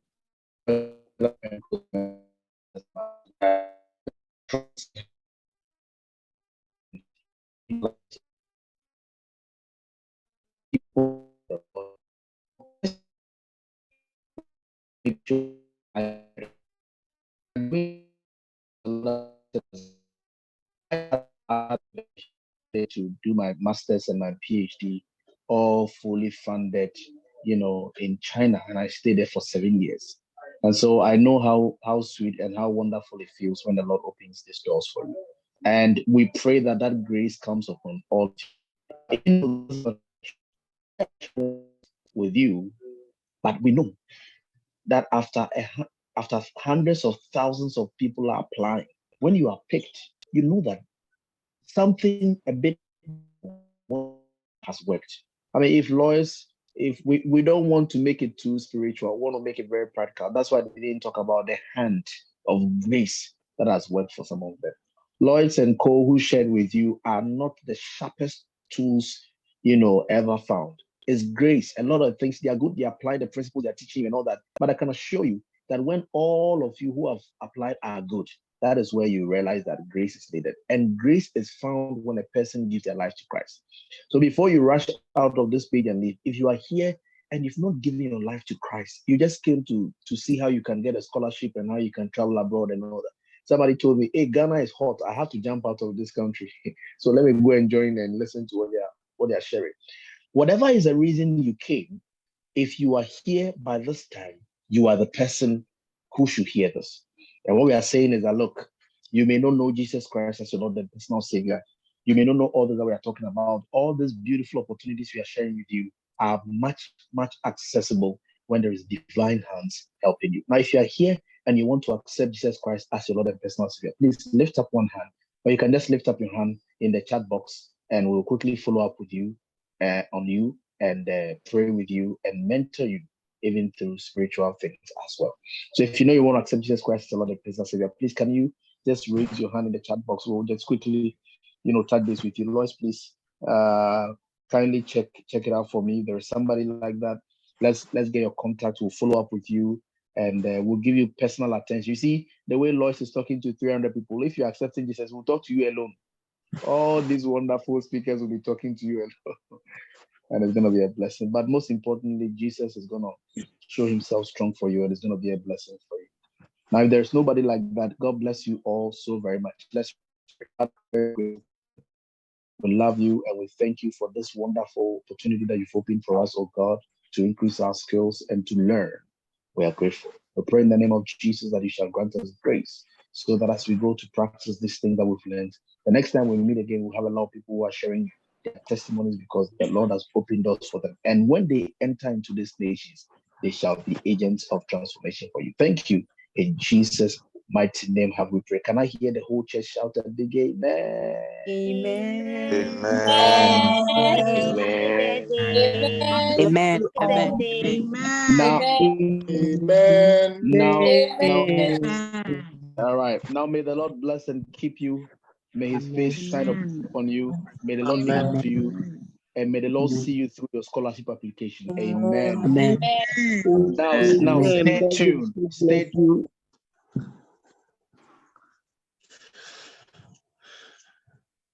God bless you. Amen. God bless you. Next. Amen. Yes, we want you to know to stay tuned. We'll come back to you again and share the next time that we'll be having this training. We'll discuss with the team and we'll make it as as regular as possible. So when you get the link, share it, let other friends come on board. Sorry, it's free, so that other people get the opportunity. God bless you, Lois, and your team. We love you so very much. Everybody, God bless you. Subscribe to my channel. Yeah, please All right. subscribe to Ishmael's channel, and then we'll stay behind for a few minutes if you have any questions before we go. Thank you, and subscribe to the PENSA International channels as well. That's very important. God bless you. God bless you. God bless you. You can stay behind if you still have some questions. Lois, God bless you. We'll talk about. God bless you, Asofo, and God bless all Hello, our speakers. God bless you so much. All right. Lois. Please, Hello, any Madam question, Lois. or we can end it. Yes, Collins. Yes, please, I want to find out if I could get a fully funded master's in public health or master's in nursing in either Canada or Europe. Dr. Benson. Like small question. Okay, yeah. To get so health in terms of health-based programs, the Canadian government like to give those scholarships based from their provinces. So it's a provincial-based scholarship. I think you are looking for at this point. And if you're already a practicing nurse, are you practicing nursing in Ghana? Yes, I do. I'm practicing nursing. I think currently, I think I sent you my email. So just send me an email. I'll look for it. So if you are already in the health profession, I think there was a program that helped people transition. I'm not 100% sure of the details, so I think I'll look into it. I think I'll send you the email. Okay, please, your name, if I could, your email. Yeah, it's I think it's in the chat. Benson, this Benson. Okay, okay. Thank you very much. No. Right. Much grateful. Any question for Richmond? You'll be living in China. Scholar, if you have any questions for scholarships in China, it's morning, so he needs to sleep before he leaves. No question. Okay. Yes. Samu, I think you are done. So we have Eddie Don. I don't know if I got the name right. Oh. Eddie. Okay. Sorry. Yes, please, you can speak. Yeah, thank you so much. Yeah. Good evening, good afternoon. Whatever. Yeah. Please, I just want to ask if there's any opportunity for bachelor's degree. I know the only person that really spoke much about that is the person from China. I don't know if there's reasonable or probably scholarship for a bachelor's degree in the European country. Okay, so Dr. Ayi. Thank you.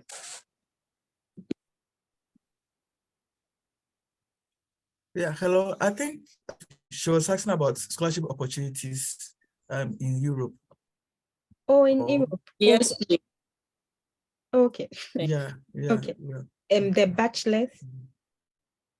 Yes, please. Yes. Okay, so like I said, because the European countries, their main languages aren't English, and at the bachelor's level, most of them offer the courses in their languages. It's difficult to do it, especially if you don't have the proficiency in the language.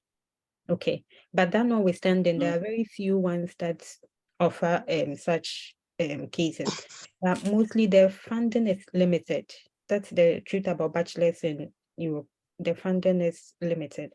But for Erasmus Plus, you can be in your country, the country that you're currently studying, and then you apply through your school.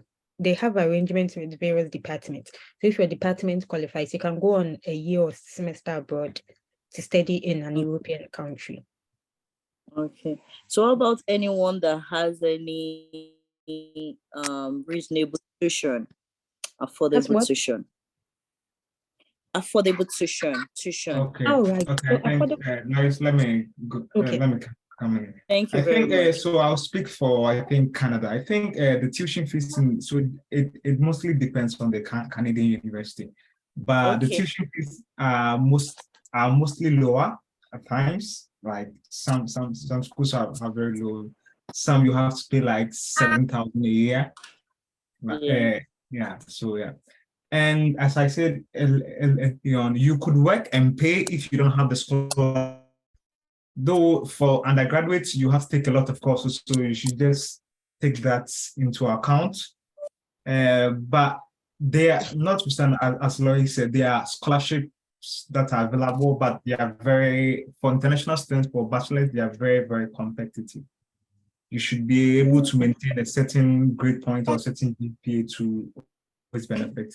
But for the first year, it's very hard for you to get. You have to be the program for you to be able to be eligible to apply for these kinds of scholarships. But aside that, there are awards that you can get, which are not necessarily scholarships. So recently I got to know in my school, if you are just a mentor, like you get like $500, like just for the term. If you join the school for outreaches, which doesn't really happen often, you get $1,000. If you, I think, and the other thing, if you serve on a student board as a student leader, you also get 1,000. So these are monies that you could get, though they are not terms scholarships, but they are things that could help you out if you don't have a full funding scholarship. There are things that you could work out. But to get an undergraduate scholarship, usually you have to go through a home institution as the Study in Canada scholarship. So it's mostly like an exchange program that you have to go through your university. I don't know the university that you are in or the person that you're trying to apply for is in, but you have to go through university, else you have to start your first year, then you apply for the scholarships within the school, which are times, as I said, are very, very competitive. Yeah. And for the for the affordable tuition, it's in the slides for Europe. All has been shared, so you can also check there. Thank you. All right. Thank you so very much. Yeah. You're welcome. Thank you. Hello. Yes. Samuel? Okay, Hello. Yes, please. Yes, this is Samuel.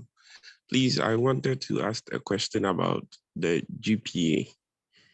I think I have a challenge because we use the CWA. So converting to GPA, normally when you are applying, they ask of, I think, GPA. How can I do that conversion? And secondly, with respect to, let's say, the class, what are your chances of getting scholarships? First class, second class? I have a couple of guys who do not want to apply because they got a second class lower. And then there is the impression that you wouldn't be picked or you wouldn't even get admission with a lower. So they don't even try at all.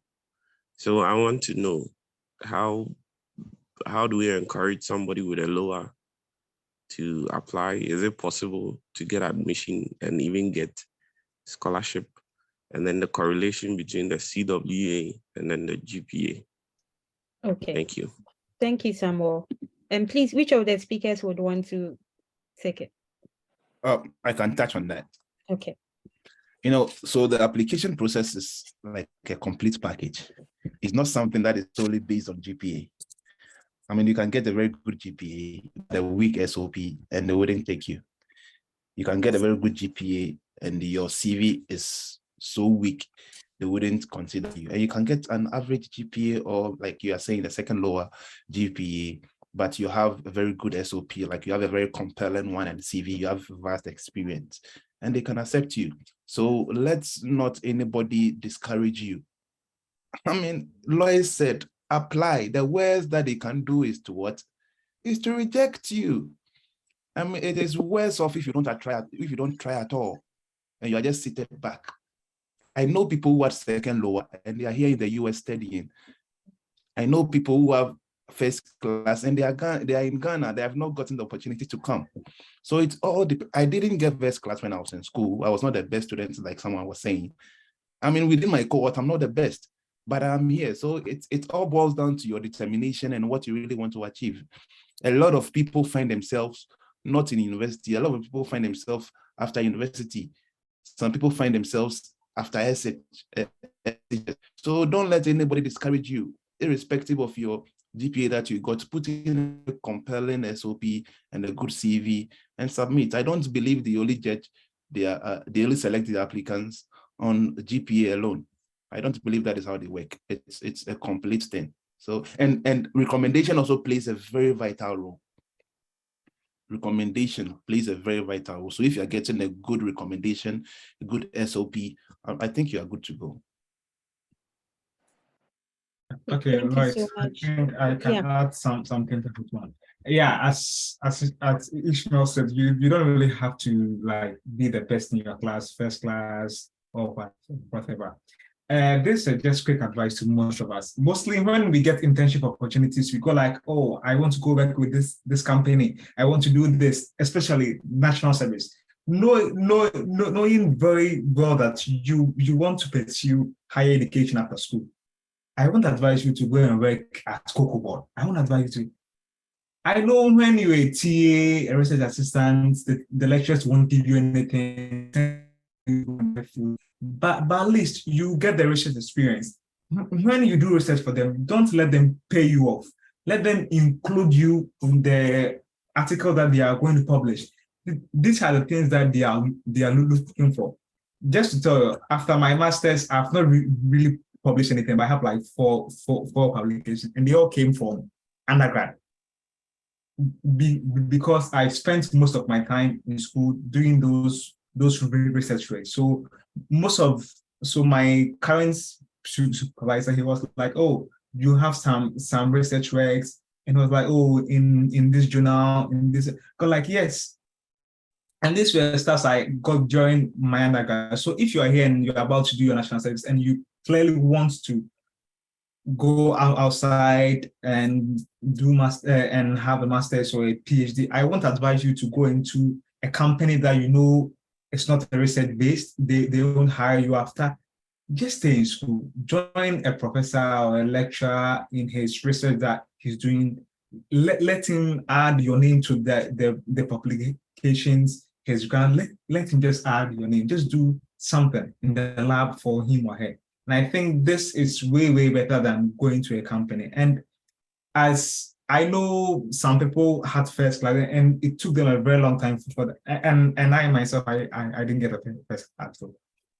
But because of the research works I had done, it's paved a lot of ways. And because you do the works for the professors, when they are writing recommendation letters, they won't go for the general recommendation template. Okay, this person is so and so. Now they will take their time to draft the recommendation letter because they are working with you. They do have a personal relationship with you. So please take your time and work with the professors to get the experience than going to a company internship with these people. Oh, they pay me very well. Clearly knowing that after school they won't hire you and you want to school abroad. Please, this is my advice then. Thank you. Okay, thank you so much. So for the class, there are schools that even accept third class, second class. All that you need to do is to research. And there are colleges in Canada that you can do a change of career. The requirement isn't too high. All you need to do is invest time and don't give up so easily. I've applied for 2 schools, I've applied for 3 schools, I'm tired. No, if you are tired, it's you. Like you have to encourage yourself. You don't always have to wait for people to say, oh, you can't. No, sometimes you have to put yourself together because that is all that you've got together with God. Sometimes encourage yourself. When they do that, tell them to trust in their own self and then do it. If all of us had given up, we wouldn't be here. But because when I completed my first degree, I had to wait for like 4 years before I got a master's because I didn't have anybody to tell me how it's done. So I was just doing it and I was doing it wrongly. You get it? Until someone spoke to me about it. And then I applied and I got it. So this one, I didn't even wait to complete. Because I had the information, I just applied. I applied in my first last semester, second year, first semester, and that's it. So you have to encourage yourself. Don't give up too easily in this journey. because it's draining. About the GPA, you can do it online. There are so many online converters that you can use, especially those in schools that their A is 70%. You have a higher tag because when you convert it into the GPA on a scale of 4.0, you realize that it's false. It's very, so please try. Okay, try to get higher grades, even though A is 70, don't try to get 70. I mean, when there is best, you don't go for good. So when there is 90, why do you go for 70? When there is 90, why do you go for 70? You go for the 90. If possible, the 99. It's possible. So always try to aim for the best. Okay. And in as much as first class isn't really the only thing, imagine if there are two people, they need to pick just one person. You have second class, the person has first class. You have research experience, the person has the same thing. You have the same experience. The only thing is your academic excellence. They will definitely pick the person over you. So whatever you are doing in school, this is a time to invest a lot of time in your academics. Friends are there, so many unnecessary things. But if you know what you want to do after school, you work in that direction. You don't follow those who want to do other things or those who are not really, no, I don't want to use the word aimless, but those who have not really defined their aim, you don't follow them. You go the extra mile and then you achieve extraordinary things. Thank you. Esther. Good evening, and thank you very much. Please, I think last year I applied to 6 schools. I read English language for undergrad. So I applied to 6 schools in the US, hoping that I would be admitted or I'll get the scholarship, but it didn't happen. And I'm just wondering what I didn't do right, because I think I had lots of information. Someone talked to me, I was coached. So I want to know what goes into the selection process, and if there are more opportunities in the Europe or USA for humanities, for example, English language. Yeah, what exactly should I do to get the scholarship? I think I can touch on this, especially because you are interested in the US. Now, what you did wrong, I may not be in the right position to say it. And the universities will most likely give you very scanty, like they will tell you that a lot of people applied and they are sorry they cannot give you admission and all that. I mean, I've had several rejections myself before I made it to come. So you cannot really, especially when you believe that you do a lot of things right. But what I can tell you is that in the humanities field, there are, a lot of opportunities to use over here. I know another person who is doing artwork, like graphic design over here. I know a Nigerian friend who is doing English over here. So the humanities, they still have a lot of opportunities over here. And just apply rightly, because you cannot tell, because they do not tell you why they are rejecting you because of A or B. They just give you a rejection. And a lot of things goes into it. You might apply this year, you will get admitted. But if you use the same application for next year, you will not get admitted because of the number of people that applied at a certain point in time. So for instance, when COVID came, they waived a lot of requirements, like GRE, for instance. So within that time, you realize that if you applied, you would have gotten the opportunity to come. But then after that period was gone, you apply and you may not get a chance to come again. So a lot of things goes into this. And one of the things that goes into place is the number of people and the number of qualified applicants that apply. So in a specific year, if only 50 people applied and all of them applied with maybe an example, a GPA of, let me say, 2.5, and you had a GPA of, let me say, 2.45 or something, you'll be admitted. But in another instance, if 50 people applied and all of them had a GPA of 3.0 and you had a GPA of 2.45, you may not be admitted. So it really depends on the number of people applying at a particular time. That also goes in. So you may not have done anything wrong, but probably maybe within your pool in the year that you applied, maybe there were a lot of people that, were slightly ahead of you. So, just give it another chance. Keep trying. Lois said you don't apply one school and just, I applied for about 10 schools. For about 10 schools, some will give you admission, you not get funding, some will reject you. Admission, no funding or rejection, admission, no funding or rejection. And it's part of the thing. You just have to stay consistent. And I believe with that, you will find a positive result some way. So you might not have done something wrong, just that probably the year that you applied, a lot of people or the school didn't get enough funding or stuff like that. So just try again. Okay, so it means that whether you, with the English language, I can still apply to read something or something that is not even related to the English language. Of course, I mean, of course, in this country, people in the US, people are studying a lot of different languages. People are doing, okay, in the US, they speak Spanish as well. Other people speak Spanish, so they learn a lot of Spanish. They learn a lot of Swahili, French, different languages. So it doesn't, people are doing history here. So, I mean, once you are in the humanities, you can always find something to do there. People are doing, keep trying. That is all I can say. All right, thank you. You're welcome. Okay, thank you, Michael. Yes, thank you very much for the opportunity and enlightenment as well. Please, I want to find out if there is, to your best of knowledge, for the year 2023, there's any available scholarship for schools in the UK which has not ended or does not have a deadline as at 1st May. Thank you. Okay, let me quickly check. Okay, so whilst I check, maybe Peter can go. Okay, so the Rhodes scholarship deadline is in, sorry. The Rhodes scholarship deadline is in June. And that's in the... Can you come again? Okay, so I'll just think I'll send it to the group so it's easier for you. Can you come again? Okay, so Can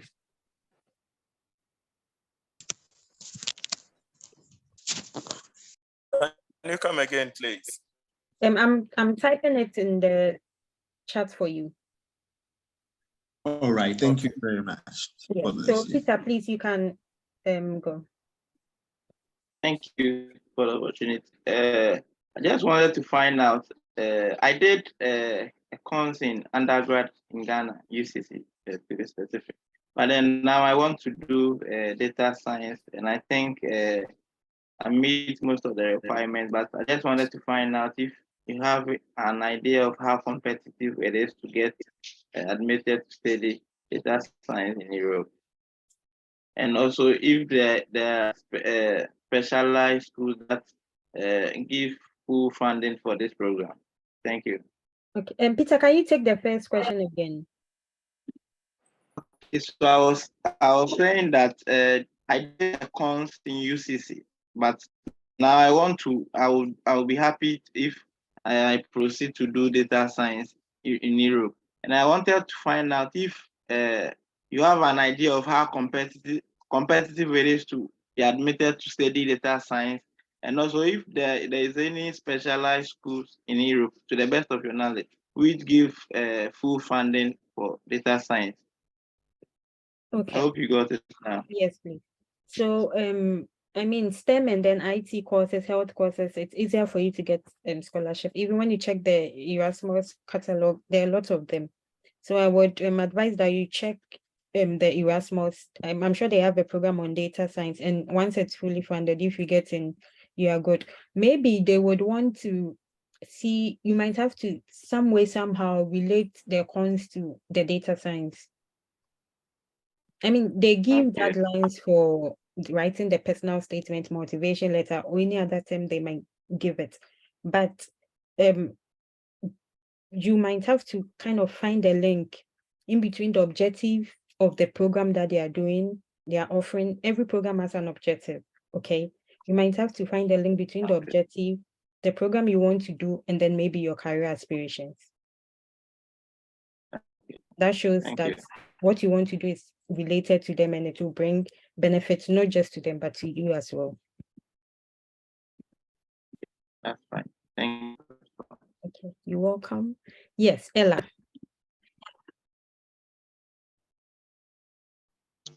So thank you very much for the opportunity. I want to speak earlier about schools in either Europe or in the US. Uh, Scholarship opportunities to do it in either of these places. If you have any knowledge about it, you can help us on it. Yes, thank you. Scholarship opportunities in Europe or US? Please, was that the question? In Europe, please. Yes, Yes. we've shared the slides. We have a lot of information, and it's regarding scholarships in Europe and then scholarships in the US. So please, you can check it. Please, I was hoping to get it on like medical schools. And please, can you take that again? I was hoping to get an insight into medical schools. Okay. Dr. Amate.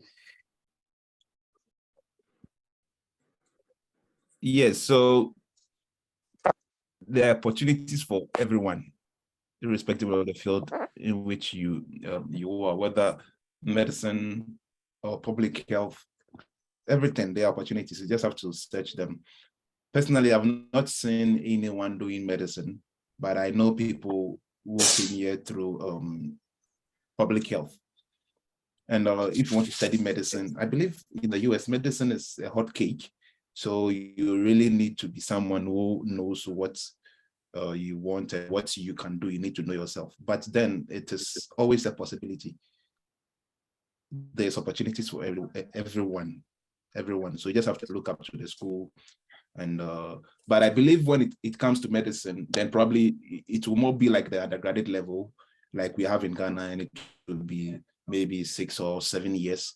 And probably maybe their requirement will have to do more with maybe their SATs, the SATs that they use, because over here they use SAT a lot for undergraduate degrees. So I don't really know what they will require from an international student to come and read medicine here, but just look at the school that you want to study in, look at their requirements. I believe there should be something for everyone. Yes. So likewise with Europe, when you check through the scholarships that we've listed, there are a number of them. You just need to go to the website and then know the programs that qualify for it. Collins. All right. Can I? Okay, hello. Yes, please, I want to find out. I read about this Empower financing.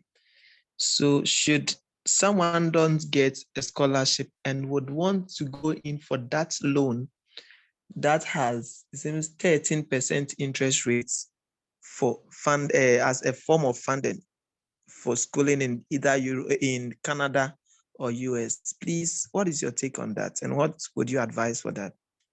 Very good. I would like to take this question because it's personal. Okay.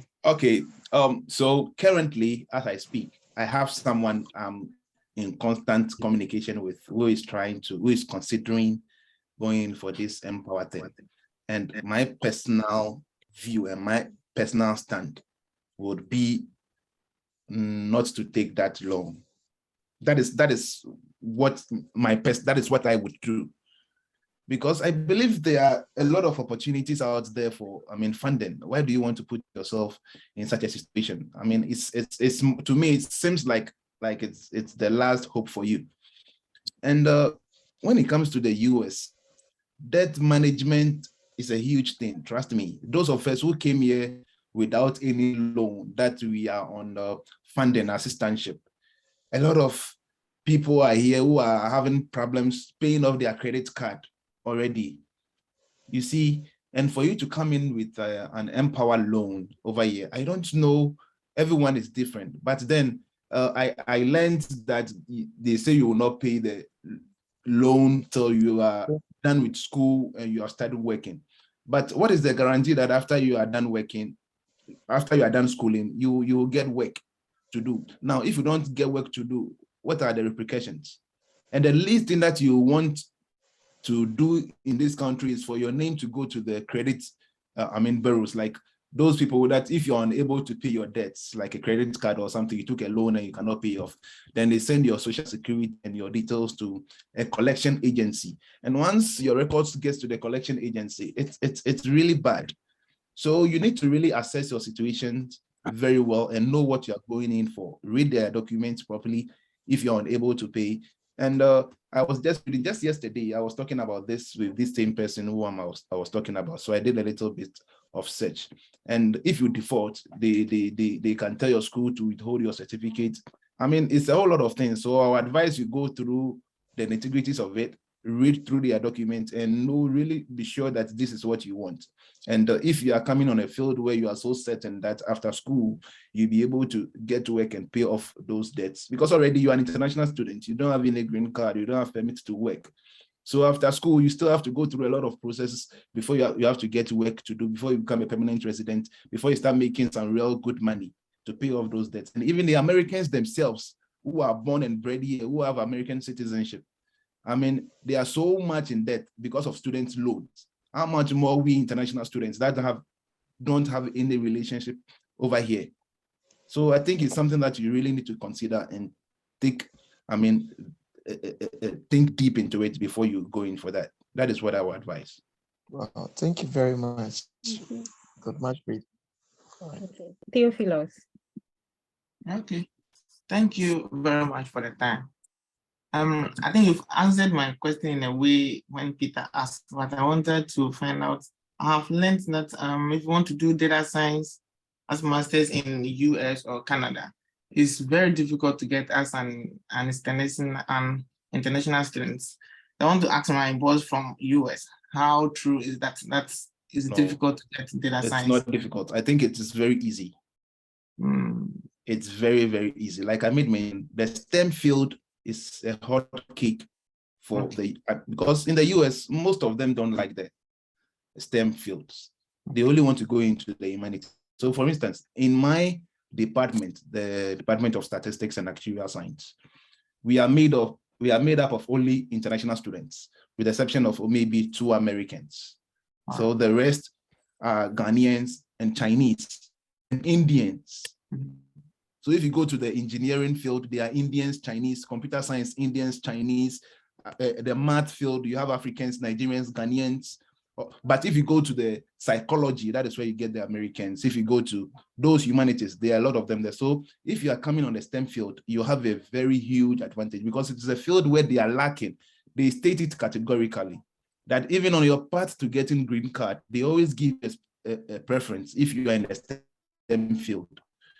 Coming on the STEM field is very easy, especially if you get funding. I mean, it's very easy for the embassy to approve you if you are in a STEM, because there is a growing market for it over here, and they need people to fill those gaps, unlike the humanities. Because you and I know in Ghana, I mean, how many psychologists do we have in Ghana that you say you are going for therapy at a psychologist office or something? But over here, it's very huge when it comes to the humanities. So where they lack is the STEM field. So if you're coming in for the STEM field, I think you should go all out. It is very easy, actually. All right, thank you so much. Okay. I think I want to touch something on the data science. I think data science is like one of the emerging fields in, let me put North America. It's one of the emerging fields in North America, actually.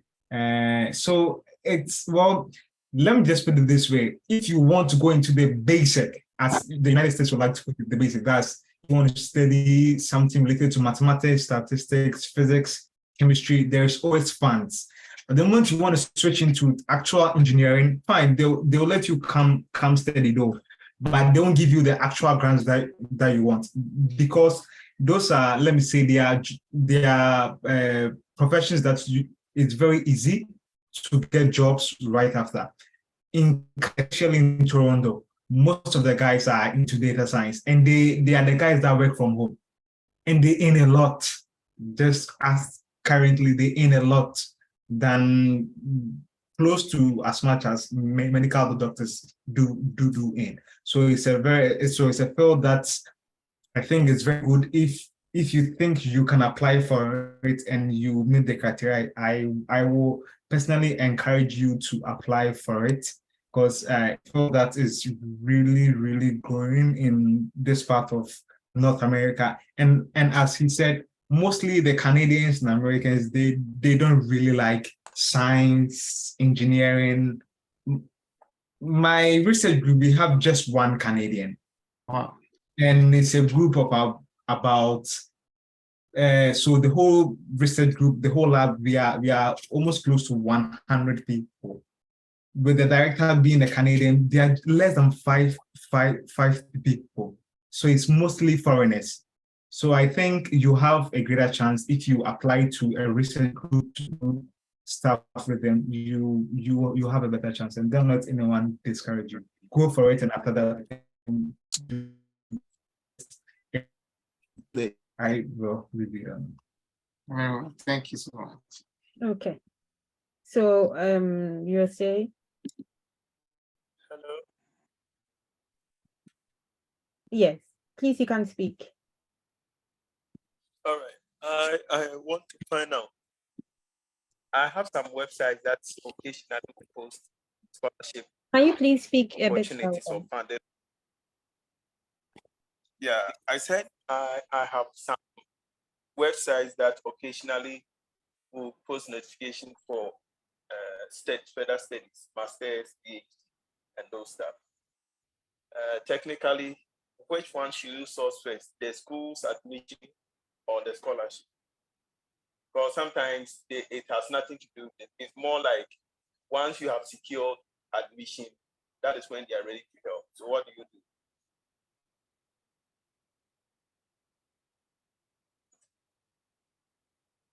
Richmond, Lois, please. did you hear me? No, it wasn't clear. Yeah, I was asking that there are instances that certain scholarships are posted without any school attached. Maybe scholarship for further studies in Europe or in Germany or in Canada. They've just stated that, but there is no school that they have directed that maybe you can apply to this school and then the funding will be available. In that case, what do you still go ahead and apply, or you should first secure admission with a school first before doing that? I mean, each scholarship is kind of linked to a school, even if it's a national scholarship or a continental scholarship, it's still linked to a school. So you should find out, you should try to get the school and then check if they even offer your program. There may be scholarship, but maybe they don't offer the program that you want. So check if they offer the program that you want and know the admission requirements to know if you qualify, then you can take it from there. Because you can't be given a scholarship just like that. Where are you going to study? You know, you need to, there is supposed to be kind of a school that's linked to it. Richmond, please, would you want to say anything about it?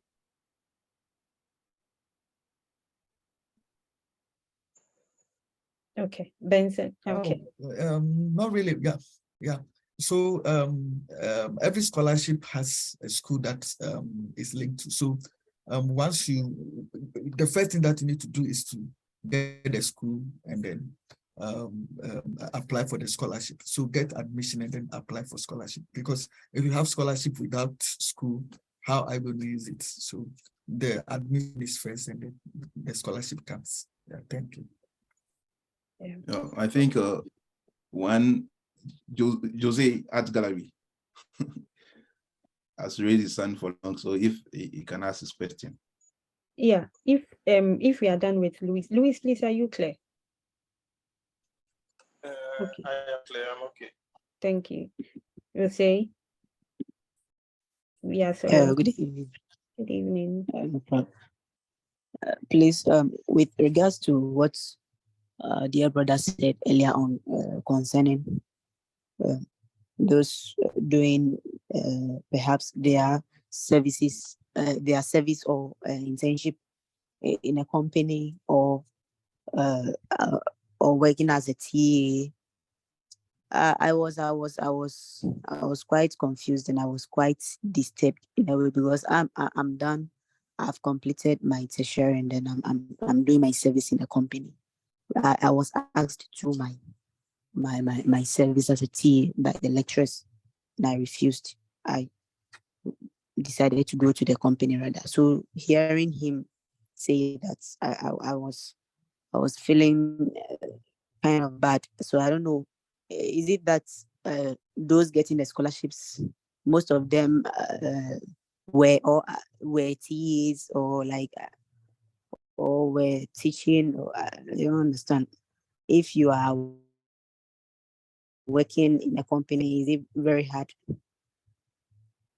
Is it very hard to get the chance to study outside?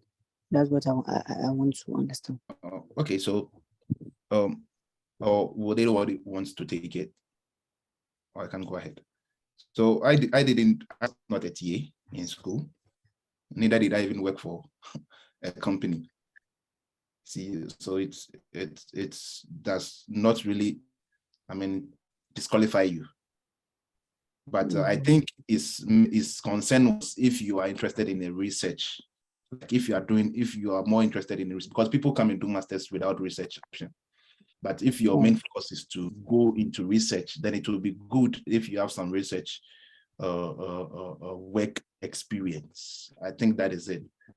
But it doesn't really mean that people who were not TAs or who worked in companies do not stand a chance. Like I said, I was not a TA. I didn't work in a company. After my national service, I was doing my own thing in Ghana. Okay, God bless you. Thank you very much. Yes. Please, any other? If not, so we end it. It's been a very long night. Sure. Any other? Okay. So we'd want to thank all of you for attending, and we'll try to have subsequent sessions, and we hope to have you all join us. And it's our prayer that a year by now, we'll have so many testimonies from most of you. So you could also share with prospective applicants. Thank you, and have a good evening, a good morning, or a good afternoon, wherever you are. Bye. You too. Bye. Bye. Bless you.